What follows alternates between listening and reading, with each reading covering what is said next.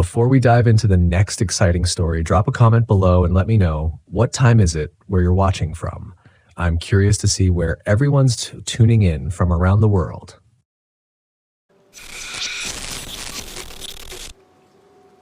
That's when I saw it. On the small countertop just behind the sink, a single black feather, charred at the edge. I hadn't opened the doors. I hadn't let anything in. I didn't own anything with feathers, not even decorations. That night, I didn't sleep. I sat upright, clutching the steering wheel, waiting for the sun to rise. When it finally did, I drove again, like a man possessed, like I was trying to outrun a shadow dragging behind me. I reached Oklahoma and found a campground off a rural road, empty, open, no trees for miles, just dry grass, gravel lots, and a faded community bathroom. It wasn't beautiful, but it felt honest, nothing to hide behind. I backed into a spot near the far end and parked the van with the nose facing out. If I needed to leave quickly, I didn't want to reverse. I set up nothing. No awning, no chairs, just cracked the window and sat in silence. That's when the dreams began. Not vague, not fleeting. Lucid. The same one, night after night. I'm sitting inside the van, looking out the windshield at a dark figure in the distance. Tall, hunched, with limbs too long and a neck that crooks like it's broken. It stands at the edge of the high beams, just where the light fades, like it's waiting for me to make a choice. In the dream, I always hesitate. And in that hesitation, it steps forward. One jerky, unnatural stride at a time. And then I wake up. Every time, I'm drenched in sweat, the van humid with breath, like someone else had just been inside. It wasn't sleep, it was surveillance. Something was watching me from the space between sleep and waking, a place it knew better than I did. On the fourth night at that Oklahoma lot, I woke not from a dream, but from the sound of the van door unlocking. Click. I froze, didn't breathe. Then, click again. Slow, deliberate. Someone was at the sliding door. I lunged forward and yanked the curtain aside. No one, but the door was open 2 inches, just enough to see the black night beyond. No wind, no movement, no sound. I slammed it shut, locked everything. Sat there, staring at my own reflection in the windshield, heart rattling like loose coins in a jar. That's when I realized I'd made a mistake. A fundamental one. I thought if I moved enough, if I stayed paranoid, I'd be one step ahead of whatever was following me. But I hadn't gone deep enough. This thing, this presence wasn't chasing me in miles. It was chasing me in fear, feeding on it, growing stronger the more I doubted myself. It wasn't enough to be afraid. I had to be broken. So I made a choice. I stopped running. I drove south into Texas hill country, where the trees return and the roads get narrow and cracked, where few campers go because the lots are remote and the service is spotty. I went back into the woods. I found a primitive site deep in the Lost Maples State Natural Area. No electric hookups, no other vans, just a clearing big enough for my Volkswagen and the canopy above. And I waited. The first night, nothing happened. No scratching, no smells, no dreams. The second night, I stayed awake again. Eyes open, body still, listening. The crickets were loud, but they stopped, one by one, like something was moving through the brush, sending silence ahead of it. Then, just before 3 a.m., it returned. That whisper. This time, from the roof of the van. Not in the walls, not outside, right above me, like it had climbed onto the pop top and was breathing through the fiberglass. I stood up, climbed onto the front seat, opened the roof hatch. Nothing. No one.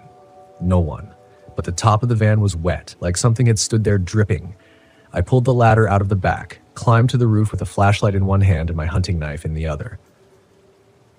The light hit the fiberglass roof and illuminated a trail. Footprints. Bare, thin, child-sized. But they didn't lead to the edge. They led to the center of the roof and stopped. No exit. No direction. Just gone. I sat there on the roof until the sky turned gray. I didn't cry. I didn't scream. I just watched the trees and felt my heartbeat finally slow. That's when I remembered something my grandfather used to say. He grew up near the bayous in Louisiana. Used to tell stories about creatures that followed travelers, not by body, but by intention. He'd say, some things don't haunt places. They haunt choices. I made a decision then. I wouldn't leave the van. I wouldn't run. But I wouldn't feed it either. No more fear, no more silence. If it wanted to break me, it'd have to fight. The fifth night, I cooked dinner outside, not out of bravery, but defiance. Chili on the camp stove, the scent loud and deliberate, a declaration that I was done being prey. I sat under the awning, letting the smell linger in the darkening air as the shadows pooled longer than they should have across the gravel and leaves. I didn't listen for sounds. I didn't wait for scratching. If it was going to come, I'd be right here. I left the sliding door open. I wanted it to see me. Around midnight, the wind changed, gentle at first, but laced with something wrong. It didn't rustle through the trees like it normally would. It came in low, almost crawling through the grass. The lantern I had on the table began to flicker, and the air turned cold in a way that didn't match the weather. Then I heard it again. Not scratching this time. Footsteps. Light. Unhurried, like someone walking barefoot through dry leaves. But not to the van. Around it. Circling. I didn't move. Like breath against the walls. Like someone humming without voice. Somewhere behind the cabinets. I tore the van apart. I opened every drawer, every storage hatch. I even pulled the mattress out from the pop top and checked underneath. Nothing. But the smell was there. It hit me when I opened the bottom drawer near the water tank. Rot. Not strong, but undeniable. Like old leaves left in rain. Like something had died and dried and waited. I bleached everything. Scrubbed every corner. Still, I couldn't shake it. And worse, my dog Rocco, he wouldn't go near the van. Rocco's a lab mix, friendly, fearless, always bounding up trails like nothing could touch him. But that night, when I opened the door to let him in, he froze, ears back, tail low. He growled, a sound I'd only heard once before when a bear came too close to camp. I called him, begged him, but he wouldn't budge. I slept in the front seat, alone. Dog on the pavement outside, curled up under a picnic table. In the middle of the night, I woke to knocking. Not on the van this time. On the neighboring trailer. Knock, knock, knock. 3 short raps repeated every 10 seconds. I peeked through the curtain. The trailer next door was dark. Nobody stirred. No lights came on. But the knocking continued, steady, insistent, like a pattern. I stepped outside, flashlight in hand. The night was still. Airless. Rocco growled again, low and trembling, staring not at the trailer, but behind it, toward the trees at the edge of the fence. My beam caught movement, just a flicker. Something tall, narrow, pale, gone in an instant. I backed into the van and slammed the door. The next morning, I walked to the park office to ask about the neighbors. I think someone's playing pranks, I told the guy behind the counter. Knocking on trailers. Just wondering if anyone else reported anything. He blinked slowly, then he said, "You're in lot 17, right?" "Yeah," he hesitated. "That lot's been empty for weeks. The trailer there's ours, used for storage. No one should be in or around it." I left that hour. I drove east. No plan. Just movement. I kept thinking that if I put enough miles behind me, whatever had followed me would get lost. But the smell stayed. The shadows inside the van shifted when I wasn't looking, and then the scratching began. Late at night, from inside the walls, light, soft, like claws on aluminum, as if something was trapped behind the paneling, something with patience. I pulled over at a rest stop outside Albuquerque, popped the paneling near the kitchen sink. There was no animal, no mice, but etched into the foam insulation was something I'll never forget. A single word, stay, written in what looked like charcoal or ash or something older. It wasn't a warning, it was a command. And that's when I finally admitted what I already knew. This wasn't a ghost story, not the kind you tell around a fire. This was something older, something that didn't want to scare me away, but draw me in. Something that liked the van, that fed on movement, on fear. Something that had lived out there in the woods near Dead Pine Hollow and hitched a ride. And I had no idea how to make it leave. I started to lose track of time after that. Days blurred into each other. I was driving without direction, sleeping only when exhaustion hit hard enough to knock me out. I wasn't camping anymore, I was hiding. And the Volkswagen, once my sanctuary, had become a moving prison. Wherever I parked, it felt like it was watching me from the corners of the cabinets, from behind the curtains, from underneath the bed. The scratching stopped being occasional. Now it was nightly, consistent, rhythmic. Worse than the noise was the sense of timing. It always started between 2 and 3 a.m., like clockwork. And the pattern wasn't random anymore. It felt calculated. I began recording the sounds on my phone, convinced I could catch something, show it to someone, but every morning the recordings were corrupted.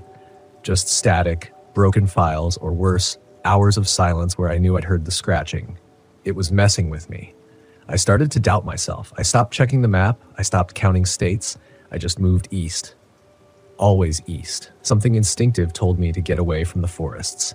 The dry air, the desert, even the endless freeways, they felt safer somehow, like I was giving it less to feed on. But no matter where I went, the signs came back. One night at a pull-off near the Texas border, I smelled smoke. Not outside, not from someone else's campfire. Inside the van. I jolted upright from sleep, heart pounding, nostrils flaring. It was faint but sharp. Burnt wood, maybe plastic, with like something electrical had shorted. I grabbed my flashlight, swung it around. The pop top was closed, the kitchenette cold. Nothing glowing, nothing cooking. But when I leaned over the stove, the scent intensified. My breath was slow, controlled. Every instinct screamed at me to run, to slam the van door shut, to drive until the tank was empty. But I sat there, and I spoke, not to it, to myself. "You're not stronger than I am," I whispered. "You're only what I let you be." And the footsteps stopped, the wind vanished. Silence dropped like a hammer. I stood, took one step forward, and that's when I saw it. Across the clearing, just beyond the edge of the firelight, where the shadows grew thick and moved like a tide. There it was. Tall, wrong. Its skin looked like bark, but it shimmered like oil. Limbs long and dragging, head cocked to the side, eyes wide but blank, like pits carved into a tree. And it was smiling, not with lips, but with presence. A smile felt in your spine, not seen on a face. I didn't run, I walked toward it, one step, two. By the third, it began to shudder, like static in the shape of a body. Its form trembled, blurred, distorted, as if proximity was poison to it. By the fourth step, the light from my lantern touched the edge of its feet. And then, gone. No noise, no retreat, just erased like a drawing wiped clean. I stood there in the dark. The silence didn't feel heavy anymore. It felt clean. In the morning, there were no tracks. The van's roof was dry, no feather, no burnt smell, just the wind through the trees like it should be and the warmth of sunlight leaking into the sky. It didn't come back. And the dream stopped. I drove west again, slowly, not out of fear, but because I wanted to see the land I'd been racing past. I stayed at small campsites, let myself walk into towns and talk to strangers without wondering who might be hiding teeth behind a friendly smile, and I kept the van. I thought about selling it. I really did. But I realized something. It wasn't cursed. It wasn't haunted. It had just witnessed me, in my worst moments, in my deepest fear. And still, it carried me through. This Volkswagen, my rusted, sun-worn companion, it became my mirror. It showed me the rot inside, the part of me that let doubt grow roots. And it sat with me, night after night, while I broke that part of myself open and faced what crawled out. I started writing again. Stories, letters, notes to no one. I left some at the campsites I visited, folded into bottles, tucked under rocks, scratched into the bark of old picnic tables. I didn't need to be believed. I just needed to speak. And now I speak to you. To anyone out there who's felt that presence, subtle at first, then suffocating, who's wondered if they're crazy, if it's all in their head, if the road is twisting not beneath their tires, but inside their mind. Listen to me. You are not crazy. There are places in this country, remote, hidden, disguised as ordinary, that carry things we can't explain. Things that don't live in the woods or the dark, but in the cracks between fear and silence. But they don't own you. They don't win unless you stop looking them in the eye. The most dangerous campground isn't marked on any map. It's not a place you can avoid with a GPS or a review site. It's the one inside you, where fear is fertile and silence is deep. I drove through that place and I made it out. Now I drive slower. I talk more. I leave my windows open and let the night air breathe through the cabin because fear feeds in closed spaces. But healing, real grounded healing, needs movement, air, and truth. So wherever you camp next, listen carefully, not just to the woods, but to yourself. If something doesn't feel right, don't rationalize it away. Don't wait until it scratches at the walls of your sanity. Speak it, face it, and drive toward it, not away. Because you might just find the version of yourself that refuses to break. That's the real journey. Not the miles, not the parks, but the choice to come back from something dark and still love the road anyway. Still trust the engine, the wheels, and the quiet of a campfire after fear has burned itself out. I still sleep in my Volkswagen. I still park in strange places, but I don't hide anymore. not from the things outside me, and definitely not from what used to live inside. It started with a sound I couldn't name. Not an animal, not a person, not the usual creak of old trees settling into the mountain wind or the rhythmic tapping of pine needles against the Volkswagen roof. This sound, it didn't fit, and the moment it came, soft, breathy, distant, I knew I had made a mistake coming here. They say RV camping is freedom, and for the most part, they're right. You can chase the stars across open desert skies, fall asleep to the lull of rivers, wake to frost-kissed sunrises, and never answer to a soul. But there's another side, one you only see if you camp long enough, deep enough, one that doesn't show up in glossy YouTube thumbnails or Instagram reels. I found that side in northern Arizona, near the edge of the Mogollon Rim, a place so quiet it felt like the land itself had forgotten how to speak. My name's Darren, 39 years old, solo traveler. I'd been on the road 6 months in my rebuilt '82 Volkswagen Westfalia. Beige body, tan pop top, worn curtains I'd sewn myself. She was my pride, my moving home. And that spring, I thought I had seen it all. I'd navigated tight forest roads in Oregon, dodged flash floods in Utah, and hunkered down in blizzards in Montana, but nothing prepared me for the campsite they called Dead Pine Hollow. It wasn't on any official BLM map. I heard about it from an older couple I met outside a gas station in Payson. They said they used to stay there every spring, back when it was a ranger-monitored site. But now it was unofficial, left to the wild. Still the most peaceful sleep I've ever had, the woman told me. You just gotta ignore the noises. The forest is old. It remembers things. I should have taken that as a warning. It took me 3 hours to get there, up winding roads that lost their pavement 2 turns in. The last mile, I had to idle the van in first gear, crawling over gravel and narrow ridges where any wrong turn would send me into the pines below. But when I reached the clearing, I couldn't help but exhale in awe. Tall ponderosa pines stretched like cathedral pillars, their bark stained black from old lightning strikes. The ground was dry, scattered with rust-colored needles. In the center was an old, overgrown fire ring, stones sunken into soil, moss-covered. No sign of other campers, no cell signal, no drone of distant highways, just silence. And that's what I craved. I parked the van just off center, cracked the windows, popped the top, and set up my fold-out table. As the sun dipped, I made a small fire, heated a can of chili, and let myself believe for just a moment that I'd found a forgotten slice of paradise. But then the sound came again, just past midnight. It started as a tap. 1, 2, 3. Like knuckles against glass. I sat up fast, heart in my throat, listening. Nothing. Maybe a pine cone, I told myself. A branch falling. Wind. I lay back down. Tap. Tap. Pause. Tap. I froze. That rhythm wasn't random. I reached for my flashlight and eased the sliding door open. The forest greeted me with stillness like a held breath. I scanned the area around the van. Nothing. Just trees and the pale shimmer of moonlight breaking through their tops. But when I turned back, I saw it. A handprint. Pressed faintly against the rear window. Too high for a child. Too small for a man. I walked back to the van with my breath caught in my chest. I touched the glass. It was still warm from the day's sun. The print was smeared slightly, like whoever made it had dragged their hand downward.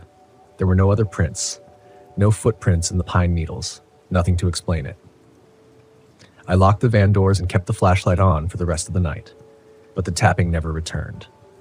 In the morning, I convinced myself it had been there all along. Maybe I'd missed it the night before. Maybe it was old.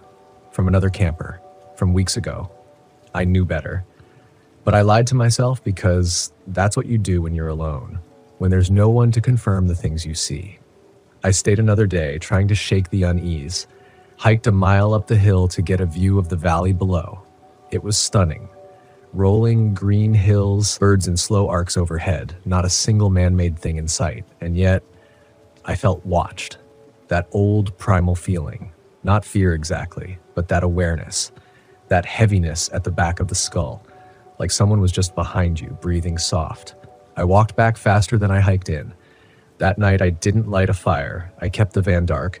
I didn't want to draw attention. I even shut the curtains tight and stuffed a towel along the bottom of the door where the draft got in. Around 2 a.m., the knocking came again. This time, not a tap. Louder, slower.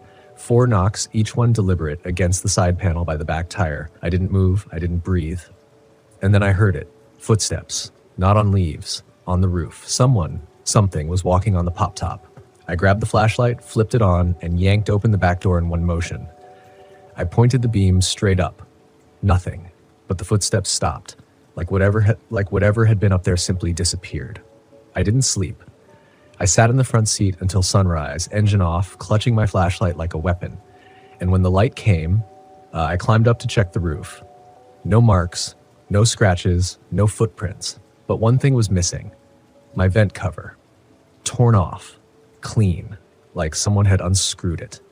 I left Dead Pine Hollow that morning, tires kicking up dust as I tore down the gravel road. My hands shook the entire drive back to town. But the weirdest part, when I stopped for gas 2 days later in a small town east of the canyon, I struck up a conversation with the cashier. She saw my van and asked how long I'd been on the road. Couple months, I told her.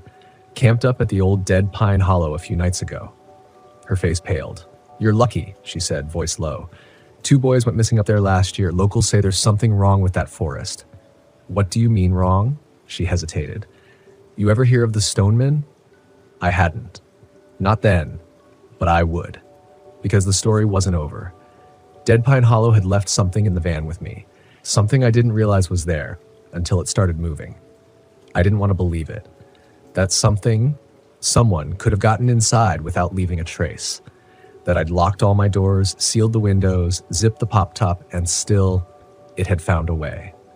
But denial is only strong until something moves in the dark and your excuses run dry. The first sign came on a quiet morning 2 days after I left Dead Pine Hollow.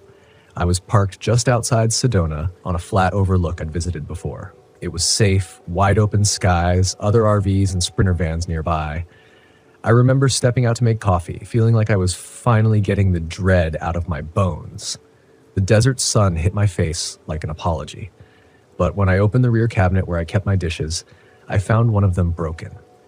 It was a ceramic bowl I'd had since the beginning of the trip, handmade, sturdy, shattered clean down the middle, and placed right back into the cabinet like someone wanted me to see it, like they wanted me to know they'd been there. I stood there for a long minute, holding both halves in my hands, not dropped, not cracked, broken, and arranged.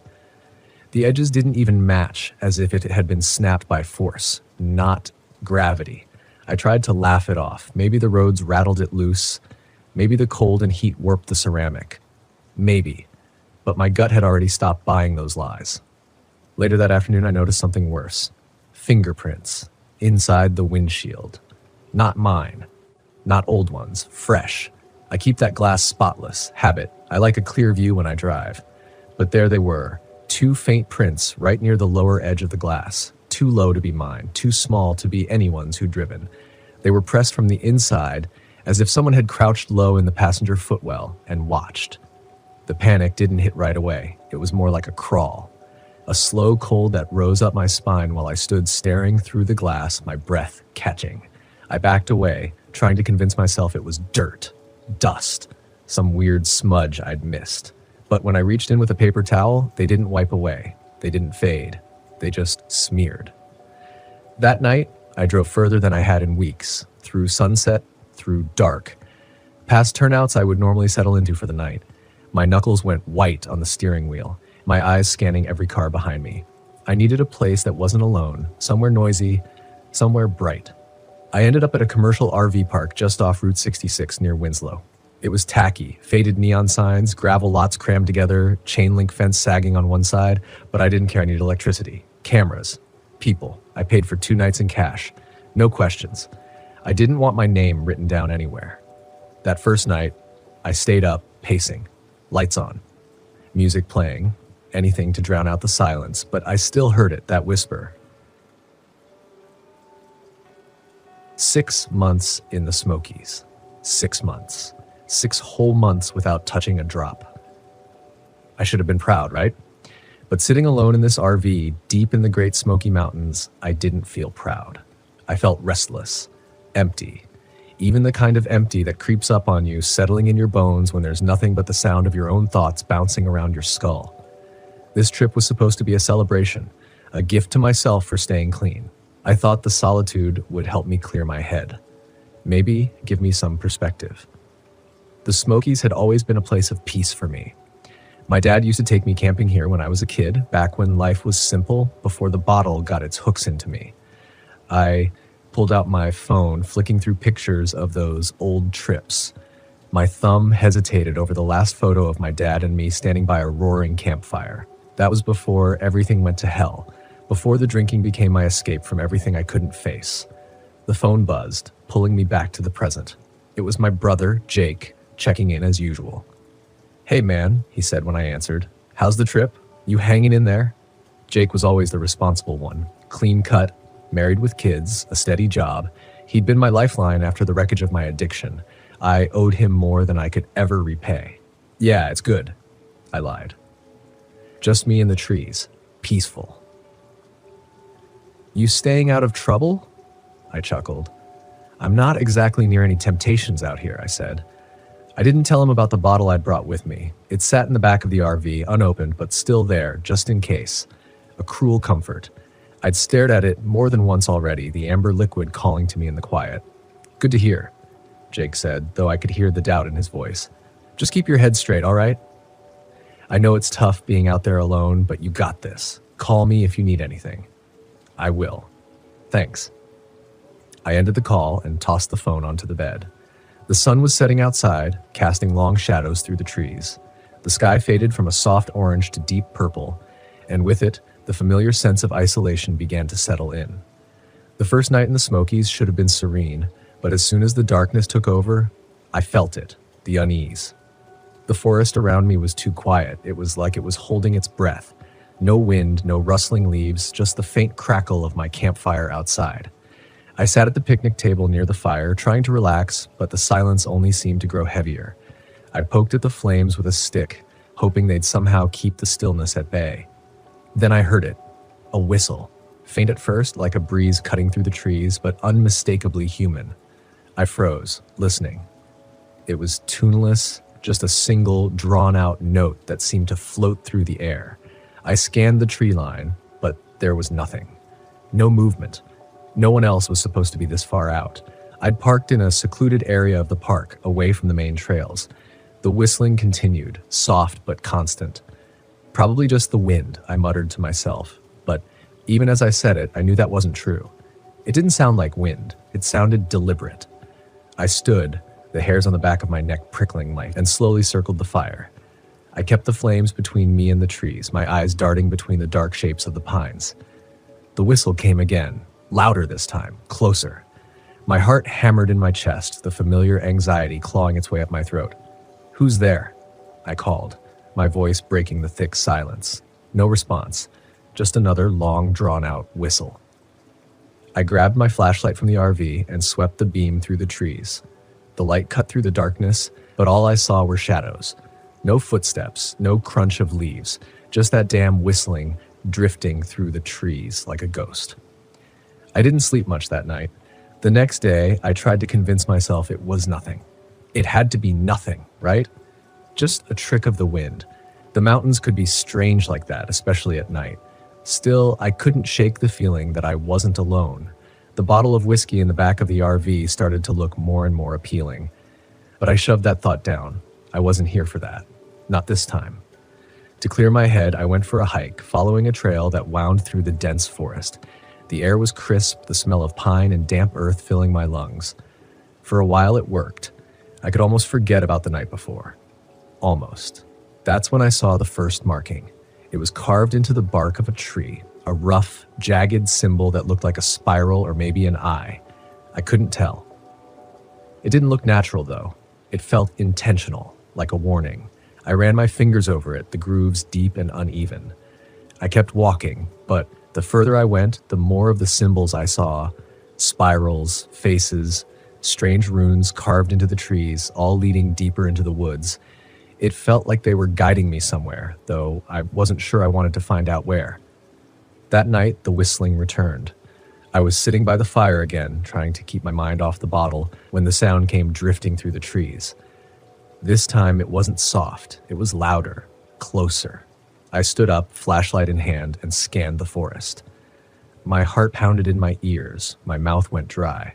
The whistling seemed to circle the campsite, moving slowly but deliberately. It was all I could hear, filling the silence like a haunting lullaby. I turned, and that's when I saw him. Standing just beyond the tree line was a figure, a man, gaunt and pale, his hollow eyes fixed on me. He stood motionless, his lips pursed as he whistled that same eerie, tuneless note. "Hey!" I called, my voice cracking. "What do you want?" The figure didn't respond. He just stood there, watching me. The whistling grew louder, more insistent, cutting through the night air like a knife. I took a step toward him, but as soon as I moved, he turned and disappeared into the trees. My hands were shaking. I wasn't sure if it was fear or something else, something deeper. I felt the urge to chase him, to follow that haunting sound, but my legs refused to move. I stayed by the fire until dawn, too scared to go back inside the RV. The next day I tried to leave. I packed up my gear, grabbed the keys to the RV, and decided I'd had enough of the Smokies. But when I tried to start the engine, it wouldn't turn over, just a dull click. I swore under my breath, popped the hood, and checked the battery. Everything looked fine, but the damn thing wouldn't start. I tried calling Jake, but my phone was dead. I had charged it the night before, but now it was completely drained. No signal, no service, nothing. The forest around me felt suffocating. I couldn't shake the feeling that something was watching me, waiting just beyond the trees. The whistling started again, faint at first, then growing louder, like a taunting melody. I grabbed the bottle from the back of the RV. I wasn't going to drink it. Not yet. But holding it made me feel better, more in control, as if I could use it as a weapon somehow. That night, the stranger came back. I woke up to the sound of whistling, loud, sharp, right outside the RV. I sat up, heart pounding, and looked out the window. He was standing by the fire pit, his pale face illuminated by the flames. His eyes were fixed on me, unblinking, and that awful whistling filled the air, pressing in on me from all sides. He took a step toward the RV, and I felt the panic rise in my chest. I grabbed the bottle, holding it like a club, and stumbled outside. The air was freezing, my breath coming in ragged gasps. The whistling pierced through my skull, making it hard to think. I raised the bottle, ready to throw it, but then something stopped me. For the first time in days, I heard something else. A voice, faint but real. Jake's voice. "Nick, don't do it." I blinked, shaking my head. The stranger was gone. The whistling had stopped, and there in the silence, I realized what I had been about to do. The bottle slipped from my hands and shattered on the ground. I dropped to my knees, gasping for air, the weight of everything crashing down on me. The whistling was gone, but the fear, the isolation, it wasn't something I could run from. Not out here. Not anywhere. When the sun rose, I tried the RV again. This time it started. I drove out of the Smokies that morning, not looking back. The whistling stayed behind, lost in the trees, but the memory of it, the temptation, would stay with me. 6 months sober. But this trip taught me something I hadn't been ready to face. Some demons don't live in bottles. They live in the silence, in the spaces we create for ourselves when we're trying to hide from the world. Consultant. I didn't exactly have the wildest schedule, and every so often the quiet drove me up the wall. So I packed up, got my RV loaded with snacks, fishing gear, and a couple of mystery novels, and set off, aiming to unwind, eat some terrible campfire meals, and maybe catch a fish or two if I was lucky. The Ouachita stretches for miles, and you can drive for hours without seeing another soul, perfect for a guy who needs some isolation therapy. I found a spot nestled between tall, unbothered pines and parked. It was far enough off any main trail to make it feel like I was in my own little slice of wilderness heaven, yet close enough that if I twisted my ankle or ran out of supplies, it wouldn't be a total disaster.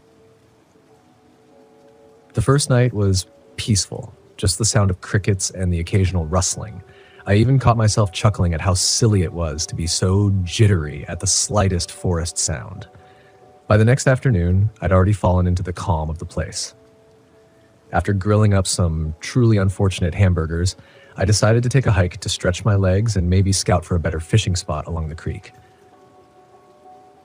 I'd barely made it 100 yards from my RV when I noticed something strange, a dead rabbit hanging from a tree just a few feet off the trail. Now, I'm no stranger to odd sights in the woods, but this was different.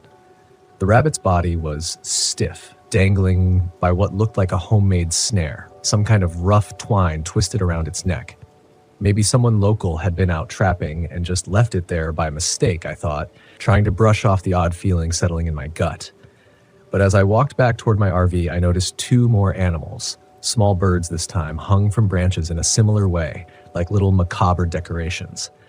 The strange thing was, there wasn't a hint of decay. They couldn't have been hanging there for more than a few hours. Suddenly, my peaceful camping trip felt less like a retreat, and more like I'd stumbled onto something I wasn't meant to see. I picked up my pace back to the RV, thinking it might be best to move spots, maybe a little closer to a trailhead. But as soon as I got back to my site, I saw something else. Footprints. Bare human footprints. They trailed around my RV, leading up to the door and looping back around toward the tree line. My first thought was maybe some prankster kids were trying to mess with me, but the prints were large, much too big for kids, and they were fresh. I could still see the damp impressions in the forest floor. The quiet was different now. It felt like the whole forest had gone dead silent, and every little crackle of a branch felt amplified. I climbed into the RV, closed the door, and locked it, for all the good it would do. I sat down, trying to decide what to do next. My phone had no reception out here, so calling for help wasn't an option. I figured I'd sleep with one eye open, maybe head back out in the morning. The night was tense. I heard what I thought were branches snapping nearby, footsteps shuffling around my RV. Every time I turned off the interior lights to look outside, I saw nothing, just darkness pressing against the windows. Around midnight, I heard a soft scraping sound against the side of the RV, like someone dragging their hand across the metal. I grabbed the closest thing I had to a weapon, a fishing knife, and sat there waiting, barely breathing. The scraping sound moved, circling the RV, slow and deliberate. Then it stopped, and everything went quiet. By dawn, I was exhausted, running on nothing but stale coffee and nerves. I stepped outside, hoping daylight might make me feel less paranoid, but I quickly noticed something that sent a chill up my spine. The footprints were back, fresh, leading directly to my RV door and back to the tree line, where they disappeared into the brush. I was done. I decided right then to pack up and head out. I was only halfway through loading everything back into the RV when I heard it, a low, strained voice from somewhere in the trees. Leaving already? I froze, my heart pounding so hard I thought it might actually burst. I scanned the trees but saw no one. I yelled out something unintelligible, something about this not being funny and calling the police, but the voice chuckled, mocking, cold. "Oh, I'm just getting started," it said, echoing through the trees like it was coming from everywhere at once. The voice was rough, a growl underneath, not like anything I'd ever heard from a human, but it had to be a person. I told myself that over and over. I finished packing as fast as I could, throwing things haphazardly into the RV and climbed into the driver's seat, ready to get the hell out of there. But when I turned the key, the engine sputtered, coughed, and died. I tried again. Nothing. My hands were shaking so hard I could barely grip the wheel, and in a panic, I jumped out, thinking maybe I could fix whatever was wrong if I opened up the hood. When I did, my stomach dropped. All the wiring was shredded. It looked like someone had taken a knife to every crucial part of the engine. In a blind panic, I decided my only option was to make a break for it on foot. I grabbed my backpack, stuffed it with water and snacks, and took off toward the nearest trailhead I'd seen when I drove in. It was supposed to be about 3 miles out, reachable if I kept up a good pace. I'd barely made it 10 minutes into my walk when I heard the footsteps behind me. Soft at first, like someone trying to match my steps. I quickened my pace. The footsteps followed. When I broke into a run, the footsteps behind me sped up too. And that's when I finally turned around. There he was, a hulking figure. Close enough now that I could make out the twisted grin on his face, teeth bared and a half smile that didn't reach his cold, sunken eyes. His hair was long, tangled, hanging over his shoulders like a matted mane, and he wore clothes so ragged they barely clung to his body. The worst part was his hands. Long, clawed fingers that he flexed like he was itching to use them. I kept running, my mind racing through every mistake I'd made on this trip, every stupid decision that had led me here. I could hear him gaining on me, the heavy sound of his boots pounding the ground. Somewhere in the back of my mind, I remembered reading that people who live out here sometimes go a little feral, Whatever drove this man to the woods had taken every last piece of humanity from him, leaving nothing but a wild animal in human form. Up ahead, I saw what looked like a ranger station, just an old, weather-beaten cabin on stilts. It was a long shot, but if I could get inside and lock the door, maybe I'd have a chance. I pushed myself harder, lungs burning, and made it to the cabin, throwing myself up the steps and slamming the door behind me. I wasn't safe yet, and I knew it. I bolted it shut, every nerve in my body firing as I pressed my back against the wood, trying to catch my breath. Outside, I could hear his footsteps slowing, then stopping. A shadow fell over the window, and then I heard it again. That voice. Low, mocking. "You can't hide from me. Not out here." He pressed his face to the window, his grin widening, those teeth glinting in the dull morning light. He was holding something in his hand, a small, tattered notebook worn down with age. He opened it, and that's when I saw the names written inside, each one crossed out, followed by a crude sketch of the forest, a line leading to a little X. My name was the last one on the list. I felt something shift inside me, a primal surge of fight or flight that almost drove me to open the door and charge him head on. Instead, I grabbed the first thing I saw, a rusted fire poker by the cabin's old stove, and held it out like a weapon. The man laughed, a harsh guttural sound that bounced off the trees outside. "You're not the first," he sneered, "but you're the last. Today, anyway." He backed up a few steps as if giving me a head start, and I took the opportunity to scan the cabin. There was an old radio on the counter, and I scrambled over, twisting the knobs, praying for even the faintest signal. Static crackled, and then, miraculously, a voice came through, muffled but there. "This is Ranger Station 14. Do you copy?" "Yes," I shouted, breathless.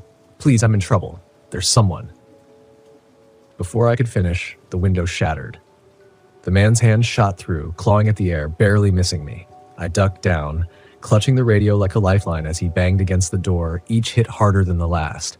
"Just you and me now," he growled, his voice rising into a manic, almost gleeful tone. "No one's coming." The banging grew louder, more forceful, and I knew the door wouldn't hold. In a last-ditch effort, I pulled a chair up under the door handle, grabbed the fire poker, and braced myself. The door splintered, and he stepped through, eyes gleaming with an unholy excitement. He lunged toward me, but I swung the poker, catching him across the face.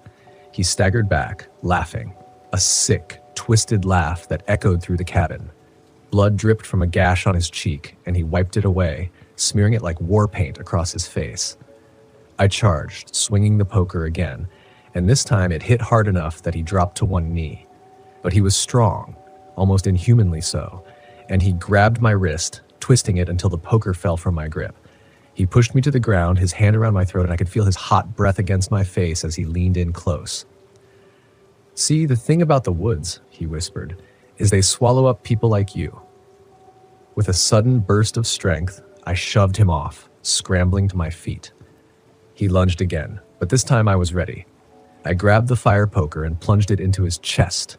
He staggered, his mouth opening in a silent scream as he fell backward, clutching the poker embedded in his chest. I didn't wait to see if he'd get up again. I ran out of that cabin, not stopping until I reached the trailhead. The rangers found him the next day, dead and stiff on the cabin floor. They said his name was Elroy Fitch, a local who had gone missing a decade earlier, only to resurface now as some kind of feral predator. His journal was filled with sketches of his victims' final paths through the woods. They didn't ask me much, just took my statement and told me to get some rest. I left that day, my RV untouched, his final words echoing in my mind. "The woods swallow up people like you." I never wanted to drive Loveland Pass again. I hadn't been back on that stretch of road since the night Marty died. The night his rig went over the edge and disappeared into the fog like it had never existed. The only thing they found was twisted metal at the bottom of the canyon. I told myself it wasn't my fault, but the guilt stuck to me like oil on a rag, refusing to wash off no matter how many miles I put between me and that place. But Pete called in a favor. He needed me, and I owed him more than I could count. A convoy job through the Rockies, 3 trucks hauling high-value cargo to a research facility in Colorado. It was big money, but more than that, it was for Pete. He convinced me with a laugh over the phone. Come on, Red. We need your experience out here. What could go wrong? I didn't laugh, not this time. So there I was, back in the driver's seat of my rig, with Pete leading the convoy and another trucker, Jerry, bringing up the rear. The snow-capped peaks of the Rockies loomed ahead as we started our ascent through Loveland Pass. The winding road snaked around the mountains, a narrow, dangerous route where one wrong move could send you tumbling into nothingness. The memories hit hard as soon as we passed the first switchback, the same stretch where Marty had lost control. I gripped the wheel tighter, feeling the familiar weight of regret in my chest. I'd spent years avoiding convoys, always driving solo. The ghosts from that night hadn't let me forget, and now I was back, like I was inviting them to haunt me all over again. Red, you still with us? Pete's voice crackled over the CB, cutting through my thoughts. I pressed the mic. Yeah, still here. Roads are getting slick. We should take it slow. Pete agreed, and we settled into the grind, navigating the treacherous turns with caution.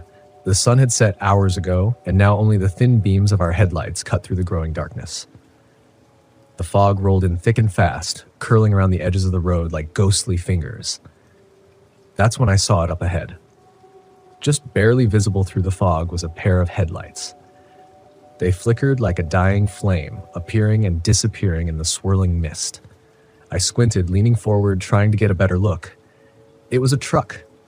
No doubt about it, but there was something familiar about the way it moved, the way it hugged the curves of the road like it had been driving this route for years.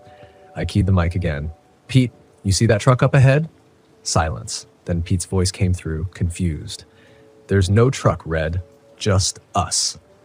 I glanced in the mirror. Jerry's headlights were still behind me, steady and unchanging. But the truck in front, it wasn't one of ours. I let go of the mic, my gut tightening. Maybe it was a local driver, someone familiar with the area. But as I watched it more closely, I knew that wasn't right. The truck was old, real old, the kind of rig you didn't see much on the road anymore. And then it hit me, hard and fast. The paint job, the faded red stripe down the side, the same color as the one Marty had on his rig. My chest tightened. No, I whispered, gripping the wheel so tight my knuckles went white. It couldn't be Marty's truck. It was gone, destroyed, crumpled at the bottom of a canyon. But this was his rig. It had to be. The headlights flickered again, and then the truck was gone, swallowed by the fog like it had never been there. Red, you good back there? Pete's voice crackled through again. I didn't respond right away. My pulse was racing, my hands slick with sweat. I glanced around, looking for any sign of the truck, but the road was empty. Yeah, I said finally, my voice shaky. Just seeing things. But I wasn't seeing things, not this time. We kept moving, the road winding higher, the fog thickening, the curves grew sharper, and the guardrails seemed to disappear into the mist, making it feel like we were driving on the edge of the world. That's when the CB crackled again. But this time, it wasn't Pete or Jerry's voice. Red, you gotta help me. The voice was faint, distorted, but I recognized it immediately. My heart stopped. Marty? I whispered, disbelief creeping into my voice. The radio stayed silent for a moment, but then it came again, clearer this time, like the words were being dragged through the static. Red, help me. I can't hold on. I dropped the mic. This wasn't real. It couldn't be. Marty was dead, gone. But that voice, it was his, down to the rasp he always had when he called me Red. I hadn't heard it in years, and yet here it was, crackling through the radio like a ghost from the past. I tried to shake it off, tried to convince myself it was just some weird interference. But the road ahead seemed to twist and shift unnaturally, like the mountains themselves were trying to trap us in. I checked my mirrors again, half expecting to see the ghost truck reappear, but there was nothing, just the thick swirling fog. Pete, something's not right, I said into the mic, trying to keep my voice steady. We should stop, let the fog clear. Negative, Red. We've got a tight schedule. Keep moving. His response was sharp, almost panicked. Pete wasn't the type to scare easily, but I could hear the tension in his voice. He knew something was wrong too, but he didn't want to say it.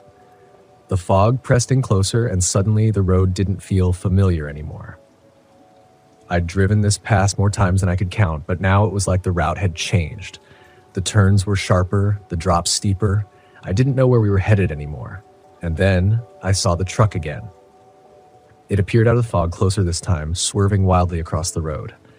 The old rusted cab, the faded red stripe. It was Marty's rig, no doubt about it. But when I pulled alongside, there was no driver. The cab was empty, the windows fogged over from the inside. My stomach lurched. I slammed the brakes, swerving to avoid the ghost truck, but it vanished into the mist as quickly as it had come. My truck fishtailed, tires screeching against the wet pavement, but I managed to hold it steady. My heart was pounding in my chest. "Red, what the hell's going on back there?" Pete's voice snapped through the radio. "I saw him," I muttered, barely able to catch my breath. "I saw Marty's truck." Silence hung in the air for a long moment. I knew Pete was processing what I'd said, trying to figure out if I was losing it or if there was something more. But before he could respond, the CB crackled again. Marty didn't make it. It wasn't Pete. It wasn't Jerry. It was Marty. His voice filled the cab, clearer than before, as if he was sitting right next to me. "You let me go, Red. You let me fall." I clenched the wheel, anger and fear boiling in my chest. "I didn't let you fall. I tried, Marty. You didn't try hard enough." The road twisted again, sharper this time, and I could barely see the guardrail through the fog. But I kept driving, adrenaline coursing through me as Marty's voice echoed in my head. Suddenly, Pete's voice cut through the chaos. "Red, you gotta snap out of it. This isn't real." "It's the mountains messing with you," I snapped back. "Messing with me." "Don't act like you don't hear him, Pete." Pete didn't answer. The road ahead dipped sharply, and I saw it. The same curve where Marty had gone over. The same stretch of road where his truck had disappeared into the canyon. My heart raced, my mind spinning. Was that where this was leading? Was I about to relive Marty's crash? "Marty, I'm sorry," I whispered, gripping the wheel tighter as the road curved dangerously toward the edge. "I'm so damn sorry." The fog lifted just enough for me to see what was ahead. Marty's truck in the middle of the road, blocking the pass. There was no time to stop, no time to think.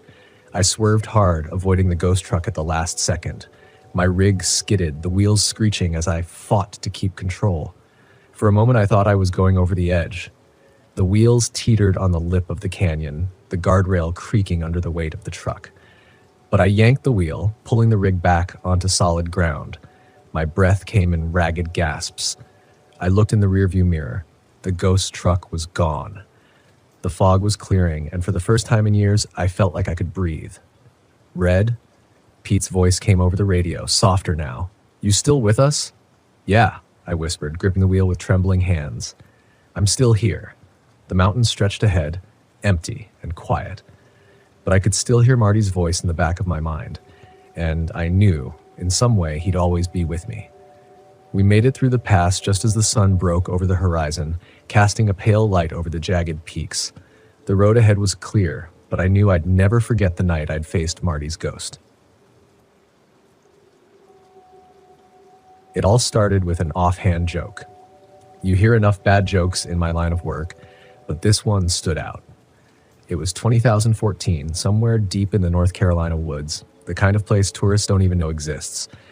I had been on 100 missions before, but this one seemed simple. Find the locals who had gone missing and bring them back, dead or alive.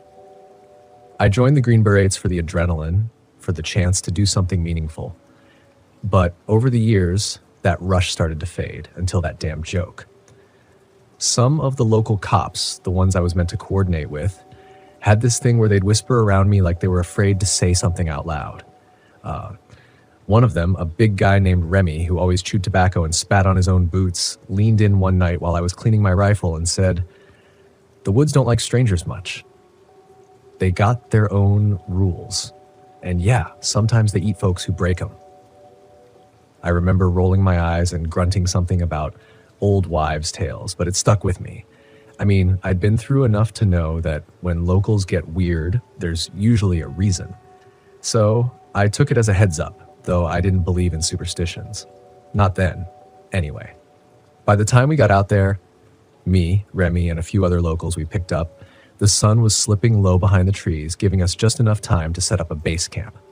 I didn't like the idea of working with the local guys, especially Remy, who cracked more jokes than a man should. But orders are orders. One of them, Pete, had lived out here all his life. He swore he'd seen bears doing strange things, but I didn't pay it much mind. Bears don't take people whole, and they sure as hell don't drag them away without leaving a mess. Remy, Pete, and I split up to cover more ground. Remy took the creek bed, Pete took the ridge above it. That left me with the thickest part of the woods, where the trees leaned in close like a suffocating crowd. I could feel the humidity seeping through my clothes. The air smelled like pine and something rotten underneath.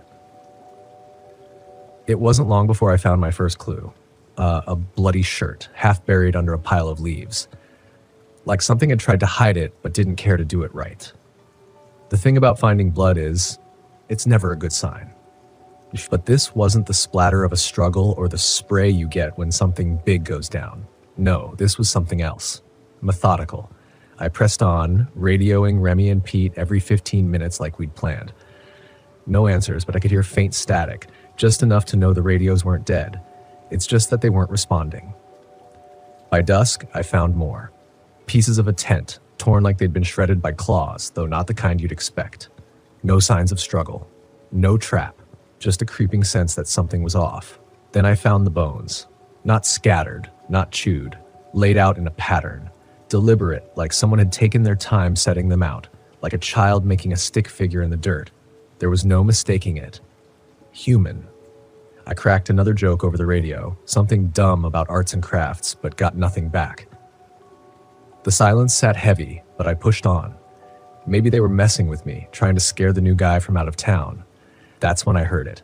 A snapping sound, low to the ground, like someone or something breaking branches. I kept my rifle at the ready and pushed through a thicket. That's when I spotted Remy's body, or at least what was left of it. Slumped against a tree, his guts spilled out like someone had unzipped him. There was no sign of Pete. I didn't get close enough to see much more, because of what stood over Remy's corpse. It looked like a wolf, if wolves walked on two legs. Its fur was matted, dripping with blood that wasn't its own. Its teeth, longer, thinner than they should be, gleamed in the dim light. It didn't look right, didn't move right. My first thought was that maybe it was a man, some freaky local in a getup trying to scare me. But then it crouched low, sniffing at the air, and I knew better. This thing wasn't interested in me. At least not yet. I dropped down, hoping the thick brush would hide me. My breath came out in short bursts. My heart pounded so loud I thought it might hear me. I didn't have a clean shot, and this wasn't the kind of thing you wanted to miss. I watched it turn its head, almost like it was listening for something. Then it stood up and started walking toward the trees. Its limbs moved in jerky, unnatural ways, and I got the impression that whatever it was, it didn't belong in a world that made sense. I waited until it was far enough, then crawled back to where Remy lay, took what was left of his radio and tried to call for backup. Static. Just static. Pete still wasn't responding either. I thought about turning back to camp, but I couldn't leave without knowing what happened to Pete. Maybe he found a way out. Maybe he was just lost in the dark, or maybe he wasn't. I found Pete an hour later, hanging from a tree, his neck twisted at an impossible angle. Below him, more bones, some fresh, some old. There was a skull, cracked open like a walnut, and for the first time in my life, I was scared in a way I hadn't been, even when bullets were flying. This wasn't just about some missing folks anymore. This was a burial ground, a damn feeding ground. I've seen death before, but not like this. Not methodical, not like a ritual. I radioed again, whispering this time, as if keeping my voice low might make me less real to whatever was out there. My rifle felt heavy, useless, but I kept it clutched in my hands like a lifeline. I needed to find a way back, but then I heard that same snapping sound, closer this time. It didn't come from the ground, it came from above. That's when I saw them, more of those things, climbing through the treetops like giant bats, their limbs twisting around branches like they had extra joints. There were at least 3 of them, but they moved so fast I couldn't keep count. I stayed perfectly still, hoping they'd miss me, but one of them leapt down, landing in front of me with a soft thud, like a cat dropping from a fence. I didn't think. I fired 3 rounds into its chest. It staggered back, but the thing didn't go down. It shrieked. Not like an animal, not like anything I had ever heard. A kind of sound that drilled into your skull and rattled around in your head. But it bled, and that gave me a sliver of hope. I fired again, aiming for its head. and this time it dropped, twitching on the ground like a dying fish. The others noticed. They dropped from the trees, their claws scraping bark as they hit the ground. I ran. I've never run so fast in my life, and I didn't look back, not even when I heard them crashing through the underbrush behind me. My legs burned, my lungs felt like they were tearing apart, but I ran until I stumbled into a clearing and saw the lights of a cabin up ahead. I crashed through the door, slamming it shut behind me.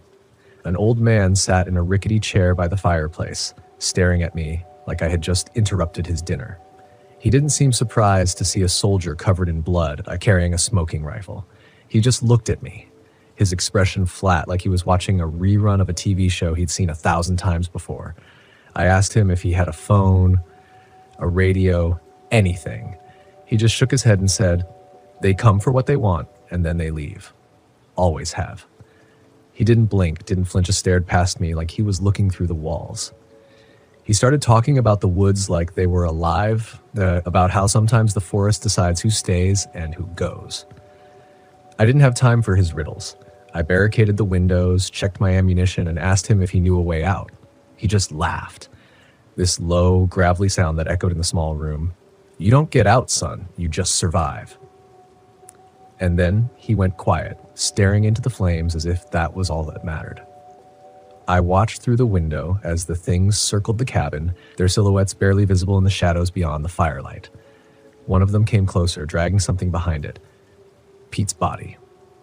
It left him just outside, like bait. That's when I made my decision. I grabbed a lantern and the last of my ammunition and told the old man to stay inside. He just nodded, like he'd heard it all before. I stepped outside, the cold hitting me like a slap. They were waiting, their heads cocked to one side like they were curious, like they wanted to see what I'd do. I lit the lantern, smashed it against the cabin wall, and watched as the flames leapt up, catching on the dry wood. I figured if I couldn't get out, I'd take them down with me. The fire spread fast, crackling through the walls, but the creatures didn't flinch. They just watched as the flames consumed the cabin. That's when I realized the old man wasn't just resigned. He was one of them, or something like them. Part of whatever lived out there in the woods. I shot at one of the creatures, catching it in the leg. It stumbled, but didn't go down. The others lunged like hell, but fought like hell. Were faster. One of them grabbed my arm, twisting it until I heard the snap. I dropped to the ground, fighting the pain as I clawed for my rifle, but they knocked it out of reach. Then they stopped. One of them let out a high-pitched yelp, and the others retreated into the shadows as if called back. I lay there, panting, my vision swimming. And then I saw it, their leader, standing on two legs, staring at me with something like curiosity. It leaned down close, sniffing the air, and then it turned and loped off into the trees, dragging Pete's body with it. I don't know why they left me alive. Maybe it was some twisted game. Maybe it was their way of letting me deliver the message. But as I lay there, staring up at the burning cabin, I realized what the old man meant. You don't get out, you just survive. And they let you remember. By dawn, a search party found me. They didn't find the old man, and they sure as hell didn't find Pete. They asked me what happened, but I didn't give them any answers they'd believe. They patched me up, got me out of the woods, and that was that. I left without saying a word. I got out, sure, but sometimes I think about Remy, about Pete, about what those things really are, part animal, part nightmare. Maybe they were here long before us, just waiting for the woods to change back to the way they liked it. And then I heard the final joke from one of the locals, the one that almost made me laugh. Maybe the woods just didn't like your jokes, stranger. There's a kind of silence that creeps up on you when you're driving long stretches of road at night. The engine hums, the tires hiss against the pavement, and everything else just falls away into the dark. I used to like that silence, back when the road was a refuge, a way to keep the past buried. Now, though, that silence had taken on a different weight. I couldn't shake the feeling that something was waiting out there in the fog. My name's Elric Evans, Slick to those who know me well, and I've been hauling loads across this country for over 15 years. Before that, I worked as a commercial diver, recovering lost cargo off the coast. But the sea and I had fallen out. I thought getting into trucking would keep me far away from the water. Funny how life has a way of dragging you back to the places you least want to go. Tonight, I was hauling a sealed container bound for a shipyard near Bar Harbor, Maine. Simple job, no questions asked, just get it there. The kind of job I used to take without a second thought. But the client's vagueness about the cargo and the extra cash to stay quiet left a sour taste in my mouth. Still, money's money, and I wasn't one to dig too deep. The fog rolled in thick as I drove north along Route 1, the coastal highway running parallel to the sea.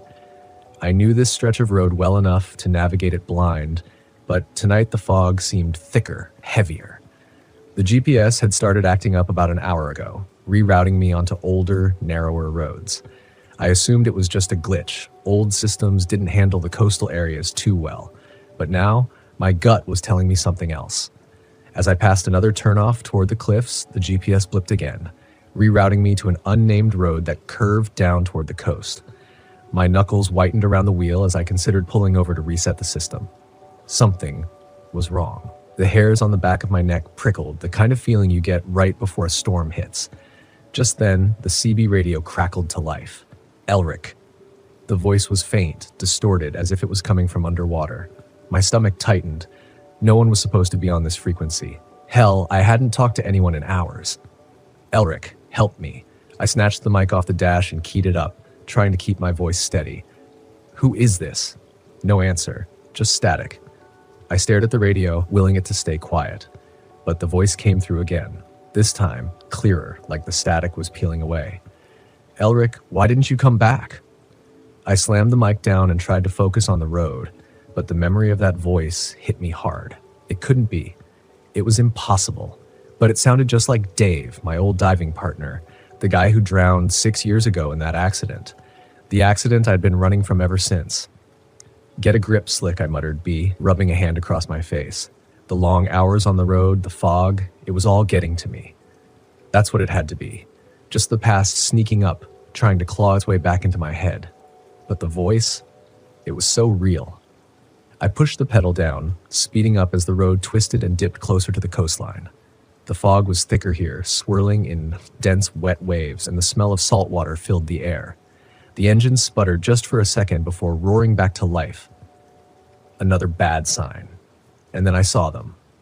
Lights, blinking faintly just off the edge of the road, where the cliffs dropped down to the sea. At first I thought it was a boat. Fishing trawlers sometimes got too close to shore in the fog. But these lights weren't moving.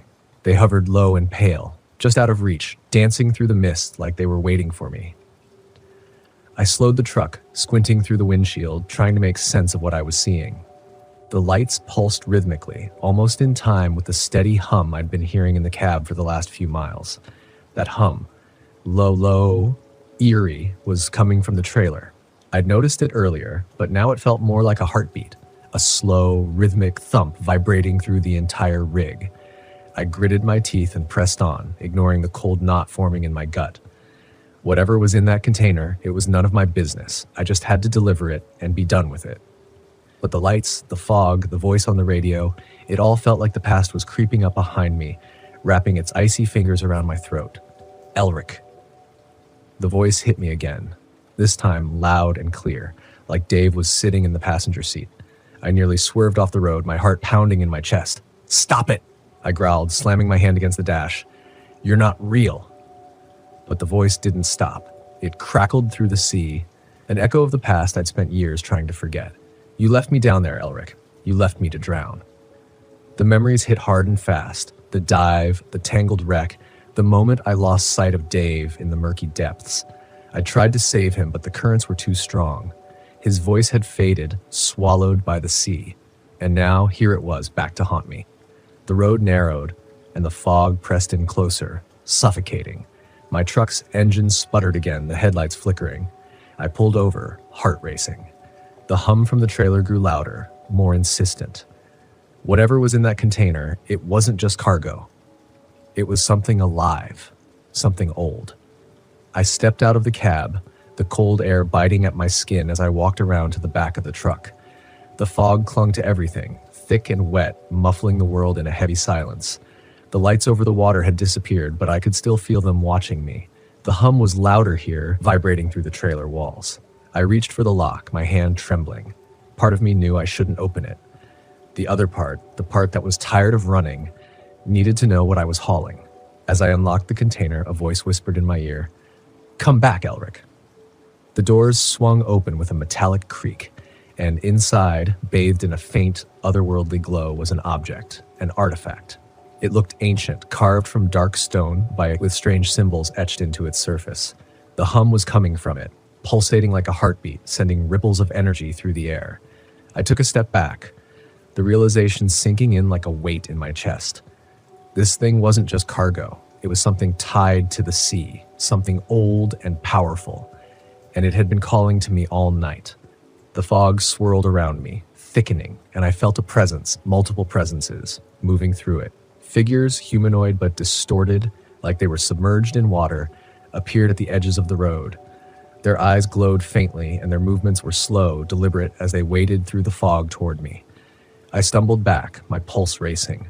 The figures grew closer, their shapes becoming clearer. Fishermen, divers, sailors, all of them dripping with seawater, their faces pale and bloated. And among them I saw Dave. His eyes locked on mine, his expression blank, his hand outstretched. "You left me." His voice echoed in my head. "You left me to die." I backed away, but the sea's pull was too strong. The hum from the artifact grew louder and the figures closed in, their voices mingling with the wind, calling me back to the water, back to the depths where I'd lost Dave. "I'm sorry," I whispered, my breath fogging in the cold air. I tried to save you." Dave's expression didn't change, but his hand dropped. The figures stopped, hovering at the edge of the road. The hum from the artifact slowed, the vibrations easing. The fog, heavy and thick, began to lift. And then, just as quickly as they had appeared, the figures dissolved into the mist, leaving me alone on the road. I closed the trailer doors, locking the artifact inside, and climbed back into the cab. The engine sputtered to life, and I pulled away from the coast, leaving the fog and the ghosts behind. The road stretched out ahead, empty and quiet, but the weight in my chest remained. The sea wasn't done with me. Not yet. And neither was Dave. That night, as I drove into the sunrise, I couldn't shake the feeling that I'd only just scratched the surface of something far deeper, something I couldn't escape. The road may have saved me this time, but the echoes from the deep were still calling.